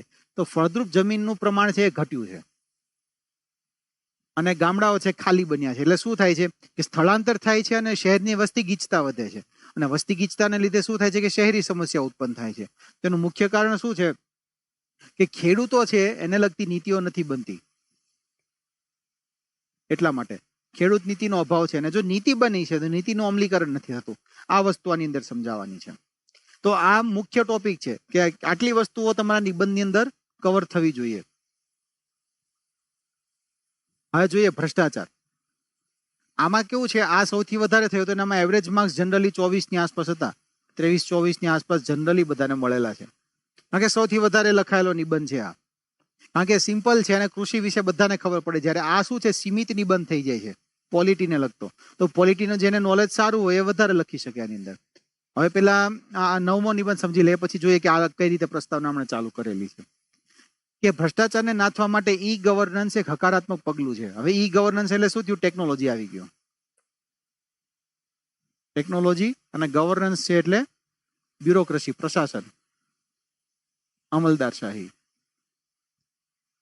કે સુનિયોજિત ભ્રષ્ટાચારને નિયંત્રિત કરવા તેમજ અસરકારક શાસનને પ્રોત્સાહન આપવા માટે ટેકનોલોજી કેવી રીતે પ્રગતિશીલ ઉપયોગ કરી શકાય છે, ઉદાહરણ સાથે ચર્ચા કરો.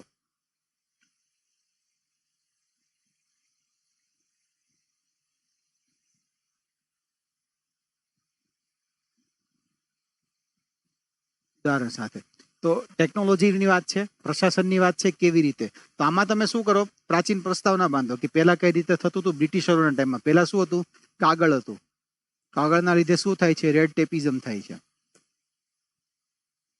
પછી બીજું શું થાય, સરકારી અધિકારી લોકો વચ્ચે કોન્ટેક્ટ થાય એટલે ભ્રષ્ટાચાર. શું કામ, ફાઇલ પર સહી કરવાના રૂપિયા માંગે. કારણ કે પેલા સીસીટીવી કેમેરા કે કશું હતું નહીં, કોઈ બીજું નિયંત્રણ હતું, એના લીધે થઈને શું થાય, ભ્રષ્ટાચાર સૌથી વધારે થાય. તો પહેલા તમારે શું કરવાનું કે જો ટેકનોલોજી ન હોય તો કઈ કઈ સમસ્યા થાય કે જે પેલા હતી. દાખલા તરીકે આપણે એક બહુ મસ્ત છે કે પીડીએસ છે, પબ્લિક ડિસ્ટ્રીબ્યુશન સિસ્ટમ, તો કે રેશન કાર્ડનો જો તમે 1 રૂપિયો નાખો ને ઉપરથી, મતલબમાં યોજનાની અંદર, તો પબ્લિક પાસે ખાલી 14 કે 15 પૈસા પહોંચે છે, એવું રાજીવ ગાંધીની સરકારમાં કહેવામાં આવતું હતું. જ્યારે અત્યારે 42 કે 48 પૈસા સુધી પહોંચ્યું છે, કે 50% પૈસા જ પબ્લિક સુધી પહોંચે, તો 50% થી ગાયબ થઈ જાય છે. તો એના માટેની સમસ્યા શું આવે, એના ઉકેલ શું છે, તો કે ડીબીટી, ડાયરેક્ટ બેનિફિટ ટ્રાન્સફર. પછી બીજું છે જામ ટ્રિનિટી, જનધન, આધાર અને મોબાઈલ. તો આ જામ ટ્રિનિટી છે, આ બધું શું છે, ડિજિટલ ગવર્નન્સ છે, કે ટેકનોલોજીનો ઉપયોગ કરીને મહત્તમ સુધી કઈ રીતે પહોંચી શકાય છે. પછી કોવિડ છે, તો કોવિડની અંદર શું છે, ટેલિમેડિસિન છે, ટેલિમેડિસિન છે.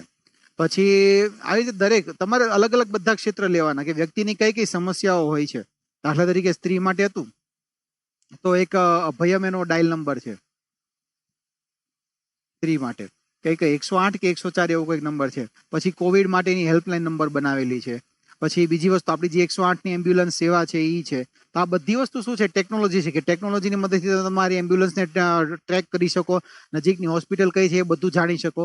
તો આ શું છે, ટેકનોલોજીના લઈને થઈને તમે ઈ ગવર્નન્સનો ઉપયોગ કરો છો. તો આમાં શું થશે, જેટલા તમે મેક્સિમમ એક્ઝામ્પલ આપશો એટલા આમાં વધારે માર્ક્સ મળશે. મેક્સિમમ એક્ઝામ્પલ અને બીજું શું, મેક્સિમમ એરિયા.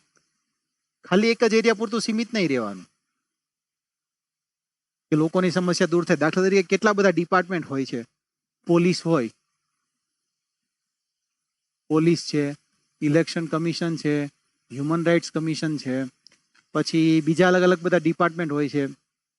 તો આ દરેક વસ્તુ છે તમારે ઈ ગવર્નન્સની અંદર આવી જોઈએ. પછી દાખલા તરીકે મેજર ખાલી આપણે બ્યુરોક્રેસી લઈ લે, પ્રશાસન લઈ લે, તો પ્રશાસન બીજા કયા કયા પગલાં લેશે. દાખલા તરીકે ઘણી પોલીસ છે FIR ચાલુ કરેલું છે. પછી ગુજરાતમાં છે જે સંબંધ સેતુ ચાલે છે, તો સંબંધ સેતુ અંગેના ઘણા બધા કાર્યક્રમો છે જે ઓનલાઈન ચાલે છે, કે ડિફેન્સ માટે શું કરવું જોઈએ. પછી ડિઝાસ્ટર મેનેજમેન્ટ છે, ડિઝાસ્ટર મેનેજમેન્ટ છે એ બધી પોતાની છે ને ઓનલાઈન બુકલેટ બહાર પાડે છે, કે ભૂકંપ થયો હોય તો મુખ્યત્વે શું કરવાનું. આપણે ખબર નાના હતા ત્યારે આવે છે ભણવાની અંદર, કે વીજળી છે અને ગેસ છે એના કનેક્શન બંધ કરીને પછી બહાર નીકળવું જોઈએ. તો આવી નાની નાની બાબતો છે ને ઘણા મોટા ડિઝાસ્ટરને રોકી શકે છે. ઘણીવાર કેવું થાય કે માત્ર ઉનાળાની અંદર શોર્ટ સર્કિટના લીધે થઈને આખું બિલ્ડિંગ સળગી જાય છે. તો આ કેટલી સિમ્પલ વસ્તુ છે, કે નાની હોનારત થાય છે એ મોટી હોનારતમાં પરિણમી શકે છે. તો એ તમે લોકોને મેક્સિમમ કઈ રીતે જાગૃત કરી શકો, તો આ ડિજિટલના લીધે. જે ડિઝાસ્ટર મેનેજમેન્ટની બુકલેટ છે મહત્તમ લોકો સુધી પહોંચાડ્યું હોય તો શું કરે, વિવિધ ભાષાઓમાં કન્વર્ટ કરી નાખવાની, અને જે છેલ્લે જે છેક સુધી જે છે જ્યાં મોબાઈલનો ઉપયોગ થતો હોય તે મોબાઈલ સુધી પહોંચાડી દેવાની. તો આ જે વસ્તુ છે, નાનું એવું જ્ઞાન છે, તમે બધાને આપશો એના લીધે થઈને છે બધાને ફાયદો થશે. તો ઈ ગવર્નન્સ છે, ઈ ગવર્નન્સના લીધે થઈને વિવિધ ક્ષેત્રોમાં શું ફાયદો થાય છે એ સમજાવવાનું. તો એના લીધે થઈને શું થશે, તમારો વિષય વિશાળ હશે એટલે વધારે માર્ક્સ મળશે. હવે જોઈએ કે આમાં કઈ રીતે શરૂઆત કરેલી છે. 7 શાસક પક્ષ વાળા, શાસક પક્ષ વર્સિસ વિરોધ પક્ષ. તમે કોઈ એવું પંખી જોયું છે કે જે એક પાંખથી ઉડી શકે? જો આ એની સર્જનાત્મકતા થઈ, કે વસ્તુને સાંકળે છે, કે બે વસ્તુ હતી, અથવા ઘણીવાર આપણે કહેતા હોય કે સિક્કાની બે બાજુ છે, હેડ એન્ડ ટેલ. તો એવી રીતે પણ તમે શરૂઆત કરી શકો, કે આવો વિચાર વિમાનની શોધ કરનાર રાઈટ બંધુઓને ઉદ્ભવેલો, જેના આધારે તેણે 1903માં 2 પાંખવાળું વિમાન બનાવેલું. તો આ જે છે એનું ક્રિએટિવ શરૂઆત કરેલું છે. આવી જ રીતે કોઈ પણ લોકતંત્ર પોતાની એક જ પાંખ એટલે કે શાસક પક્ષ વડે ઉડી શકે? કદાચ નહીં. જો પ્રશ્નો અને પછી પાછળ જવાબ આપે છે, એટલે સંવાદ જેવું આપણને લાગે, એટલે નિબંધ વાંચવાની મજા આવે. પછી બીજું જે ઇમ્પોર્ટન્ટ વસ્તુ હોય ત્યાં અંડરલાઈન પણ કરે છે. તો આવી જે વસ્તુઓ છે ત્યાં અંડરલાઈન કરવાની. ઘણા કોટ હોય, કોટ આપણે વાંચતા હોઈએ મોટા વ્યક્તિઓના, તો ત્યારે એને સ્ક્વેર બોક્સમાં પણ દર્શાવી શકાય, કે જેથી શું હાઇલાઇટ કરેલી વસ્તુઓ છે આપણે કદાચ બધું વાંચીએ કે ના વાંચીએ, પણ અંડરલાઈન કરેલી વસ્તુઓ છે એ તો આપણે વાંચશું જ. તો એના લીધે થઈને આપણે બે ફાયદા થશે, કે જે સૌથી સારી વસ્તુ છે ને પરીક્ષકની નજરમાં જશે જ, અને એ વાંચ્યા વગરના નહીં રહે. તો એના લીધે થઈને આપણને ફાયદો થાય અને વધારે માર્ક્સ આપણને મળી શકે. કદાચ દાખલા તરીકે 8 પેજ આપણા છે, તો આખા એ પેજ ના વાંચે અને થોડોક ઓછો સમય આપે, છતાં જો આપણે આવી રીતે અંડરલાઈન કરેલી હશે તો અંડરલાઈનનો ફાયદો આપણને થશે. તો આ જે મેં તમને કીધું ક્રિએટિવ રજૂઆત કઈ રીતે કરી શકે, તો એમના માટે થઈને એને આ વાપરેલું છે. તો પ્રસ્તાવના આવી પણ હોઈ શકે. હવે જોઈએ બાકીના સબ્જેક્ટ, કે should culture in terms of the socio-religious values practices be adopted or imposed by the states in terms of law and or judicial decision.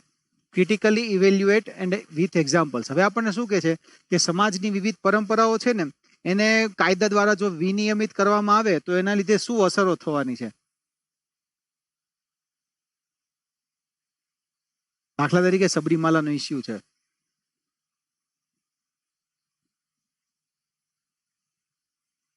સબરીમાલાને શું કર્યું છે? સુપ્રીમ કોર્ટે આદેશ આપ્યો છે કે ના, સ્ત્રીઓને પ્રવેશવા દો.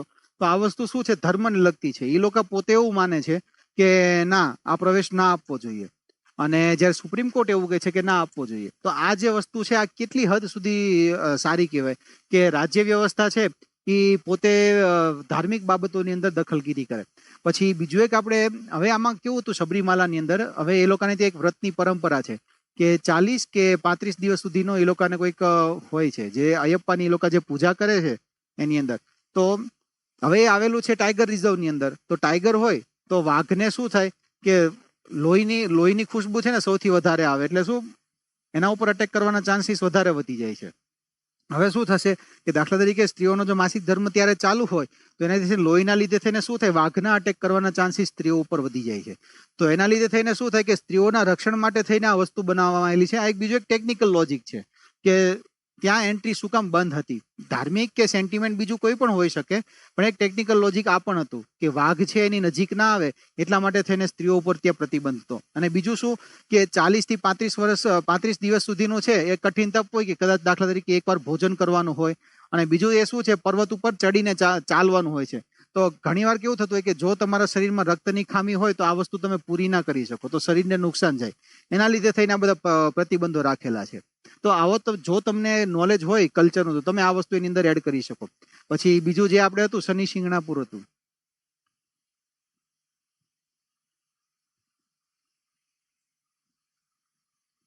પછી હાજી અલી દરગાહ,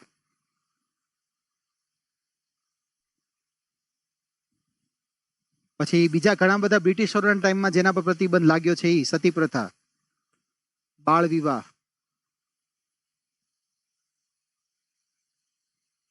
પછી બહુપત્ની, આ દરેક વસ્તુ ઉપર હવે પ્રતિબંધો મૂકેલા છે. તો આના માટે શું કર્યું છે કે સરકારે વિવિધ કાયદાઓ બનાવેલા છે અથવા સુપ્રીમ કોર્ટના અલગ અલગ ચુકાદા આવેલા છે. દાખલા તરીકે પેલા સજાતીય સંબંધ હતા એ ગુનો ગણાતો હતો, આર્ટિકલ 377 હતો ત્યાં સુધી. અત્યારે શું છે હવે એને બાકાત કરેલો છે સુપ્રીમ કોર્ટના ચુકાદા. તો ઘણા સાંસ્કૃતિક એવા છે કે લોકો એને એક્સેપ્ટ નથી કરતા, જ્યારે અમુક છે એ એક્સેપ્ટ કરે છે. તો આ વસ્તુ છે તો શું સુપ્રીમ કોર્ટે છે આની અંદર દખલગીરી કરવી જોઈએ કે સરકારે છે આની ઉપર કાયદો બનાવવો જોઈએ કે ના બનાવવો જોઈએ, એના ઉપર આખું ડિસ્કશન કરવાનું છે. પછી છે શું શહેરી માઓવાદ રાષ્ટ્રીય અખંડતા માટે ભયજનક છે? અર્બન નક્સલિઝમ અથવા અર્બન માઓનિઝમ.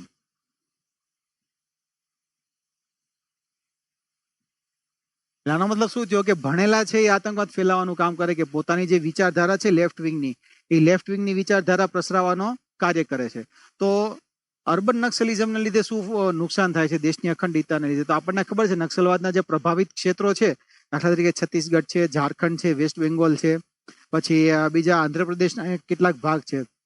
તો માઓવાદના લીધે થઈને શું થાય છે કે હવે ભણેલા ધીરે ધીરે છે ને ટેરરિઝમ તરફ જાય છે.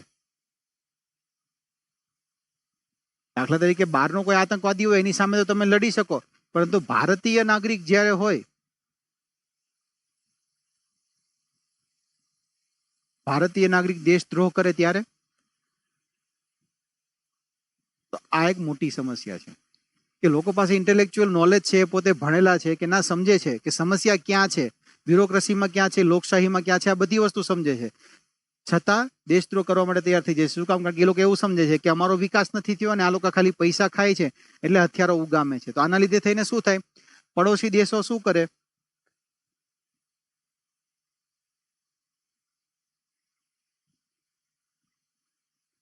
પોતાના ફાયદા માટે થઈને ભારતને નુકસાન કરાવે છે.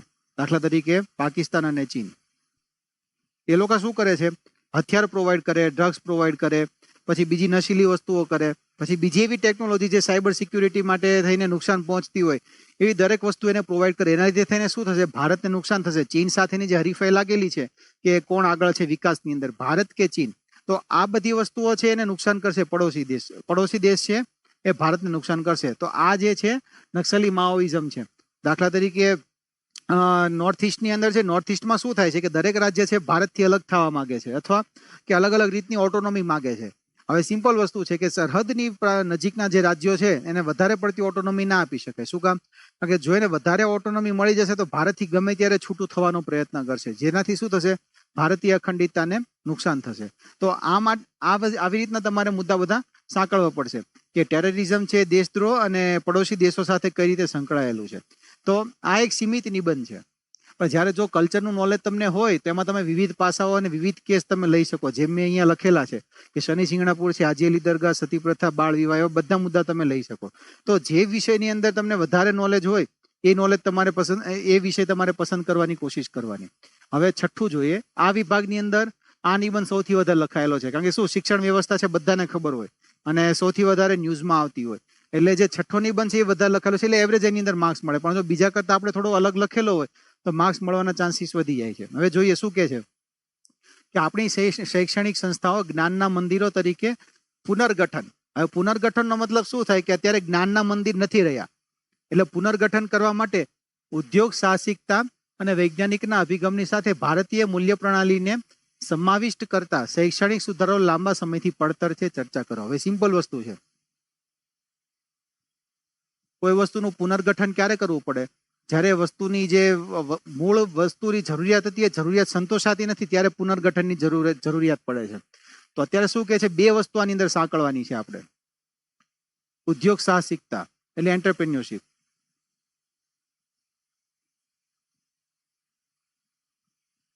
અને બીજું આપણને કીધું છે વૈજ્ઞાનિક અભિગમ એટલે કે R&D, અને એની સાથે ત્રીજી વસ્તુ કઈ સાંકળવાની કે છે? ભારતીય મૂલ્ય પ્રણાલી. જે મેં તમને આગળ વાત કરી હતી કે આપણે અત્યારે આધુનિકતાને શું સમજી લીધું છે કે પશ્ચિમના દેશો જે કરે એ આધુનિકતા છે. ખરેખર આધુનિકતા નથી. આધુનિકતા કોને કહેવાય? કે તમે તમારી સંસ્કૃતિના મૂલ્યો જાળવી રાખો અને આધુનિકતાની અંદર વિવિધ ગુણોનો સમાવેશ થાય. કઈ રીતે હું તમને કહું. આધુનિકતા એટલે થશે તાર્કિક વિચાર.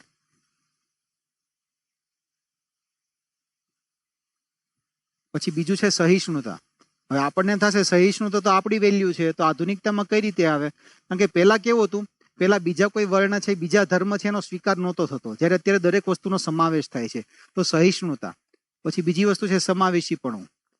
પહેલા કેવું હતું, દરેક ખાલી પોતાના સમાજ પૂરતું કે પોતાની જ્ઞાતિ પૂરતું વિચારતા હતા કે મારા દેશનો ફાયદો થવો જોઈએ, જ્યારે હવે કેવું છે, ગ્લોબલાઇઝેશન થયું છે કે દરેક વિશ્વનો ફાયદો થવો જોઈએ, એટલે આ સમાવેશી વિચાર છે. તો આ સમાવેશી વિચાર થવો છે. તો આ બધી વસ્તુ છે ને એ આધુનિકતા છે, કે જે પેલા સંકુચિત માનસિકતા હતી એ ધીરે ધીરે દૂર કરીને હવે આપણે આધુનિકતા તરફ વળવાનું છે. તો વેસ્ટર્નાઇઝેશનનો મતલબ શું છે? પશ્ચિમીકરણ છે. તો આધુનિકતાનો મતલબ પશ્ચિમીકરણ નથી, આ વસ્તુ છે. તો ભારતીય મૂલ્ય પ્રણાલી છે આની સાથે સંકળાયેલી જ છે. ભારતમાં પહેલેથી દરેક વસ્તુ તાર્કિક વિચાર કરી. આપણને ખબર છે ઉપનિષદની અંદર છે વિવિધ પ્રકારનું ડિસ્કશન ને ચર્ચાઓ આપણને જોવા મળે છે. પછી બીજું સહિષ્ણુતા. વિવેકાનંદ પહેલેથી કહે છે કે હિન્દુ એક જ ધર્મ છે કે જે દરેકને છે ને સહઅસ્તિત્વ અને સહિષ્ણુતા સમજાવે છે. અને બીજું સમાવેશી. હવે આપણામાં આપણી વિચારધારા એટલી પ્રબળ છે કે કોઈ પણ એવી વિચારધારા નથી કે જે ભારતીય સંસ્કૃતિની અંદર સમાવેશ ના થતો હોય.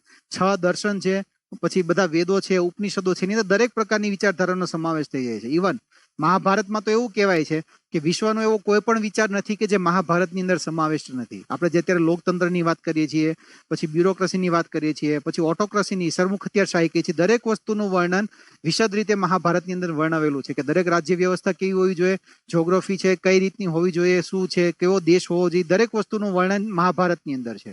તો સમાવેશી વિકાસ. તો આપણે ઓલરેડી આધુનિક છીએ, આપણે આપણું છોડીને આપણા મૂળિયા કાપીને આપણે શું કર્યું છે? પશ્ચિમ તરફ વળ્યા છીએ. પશ્ચિમ તરફ વળવા લીધે શું થયું? આપણે આપણા તાર્કિક વિચારો છોડી દીધા અને પશ્ચિમના અનુકરણમાં શું કર્યું કે ખાલી આપણે ટેકનોલોજી લીધી અને ખાલી કપડાં ચેન્જ કર્યા આપણા, અને બાહ્ય દેખાવ આ ચેન્જ થયો. એ લોકોની આપણે જે શિક્ષણ પદ્ધતિ હતી, એ લોકોએ જાતે કરીને કેવી શિક્ષણ પદ્ધતિ ઊભી કરી કે આપણે બસ ખાલી શું કહેવાય નોકરી મેળવવા વાળા જ આપણે બની શકીએ. આપણી અંદર જે ઉદ્યોગ સાહસિકતાનો ગુણ હતો ને એ દૂર કરી નાખ્યો. પહેલા કેવું હતું, બધા ગામડા સ્વાવલંબી હતા. શું કામ? દરેક ગામડાની અંદર પોતાની જરૂરિયાતો પૂરી કરવા માટેની દરેક વસ્તુઓ મળી રહેતી હતી. એટલે ઉદ્યોગ સાહસિક પેલા લોકો હતા, નોકરી માટે કોઈ નહોતા શોધતા. અત્યારે ભણ્યા પછી સૌથી પહેલો પ્રશ્ન નોકરીનો ઊભો થાય છે કે આ મને નોકરી મળશે કે નહીં મળે. આપણે ભણ્યા પછી આપણને એટલો પણ કોન્ફિડન્સ નથી આવતો કે હું મારા 3 ટકની રોટલી મારી જાતે ખાઈ શકીશ કે મેળવી શકીશ. તો ઉદ્યોગ સાહસિકતાનો અભાવ છે. અને બીજું છે R&D.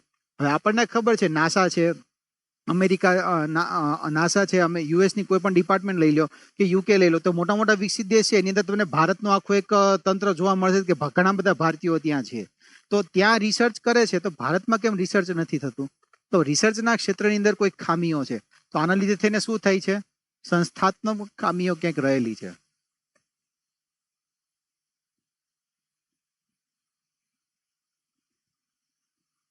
તો આ સંસ્થાત્મક ખામીઓ છે દૂર કરવાની. શું કામ? ઘણીવાર કેવું થતું હોય, ઉદ્યોગ સાહસિકને ઉદ્યોગ તો સ્થાપવો છે પણ એને ક્યારેક રૂપિયા નથી મળતા. રૂપિયા મળે છે તો એને એવું બજાર નથી મળતું, કે એવા યંત્રો નથી મળતા, ટેકનોલોજી નથી મળતી. ઘણાને R&D કરવી છે તો R&D કરવા માટે સહાય નથી મળતી, ફેમિલી બેકગ્રાઉન્ડ એવું નથી કે રિસર્ચ કેવું કરી શકે.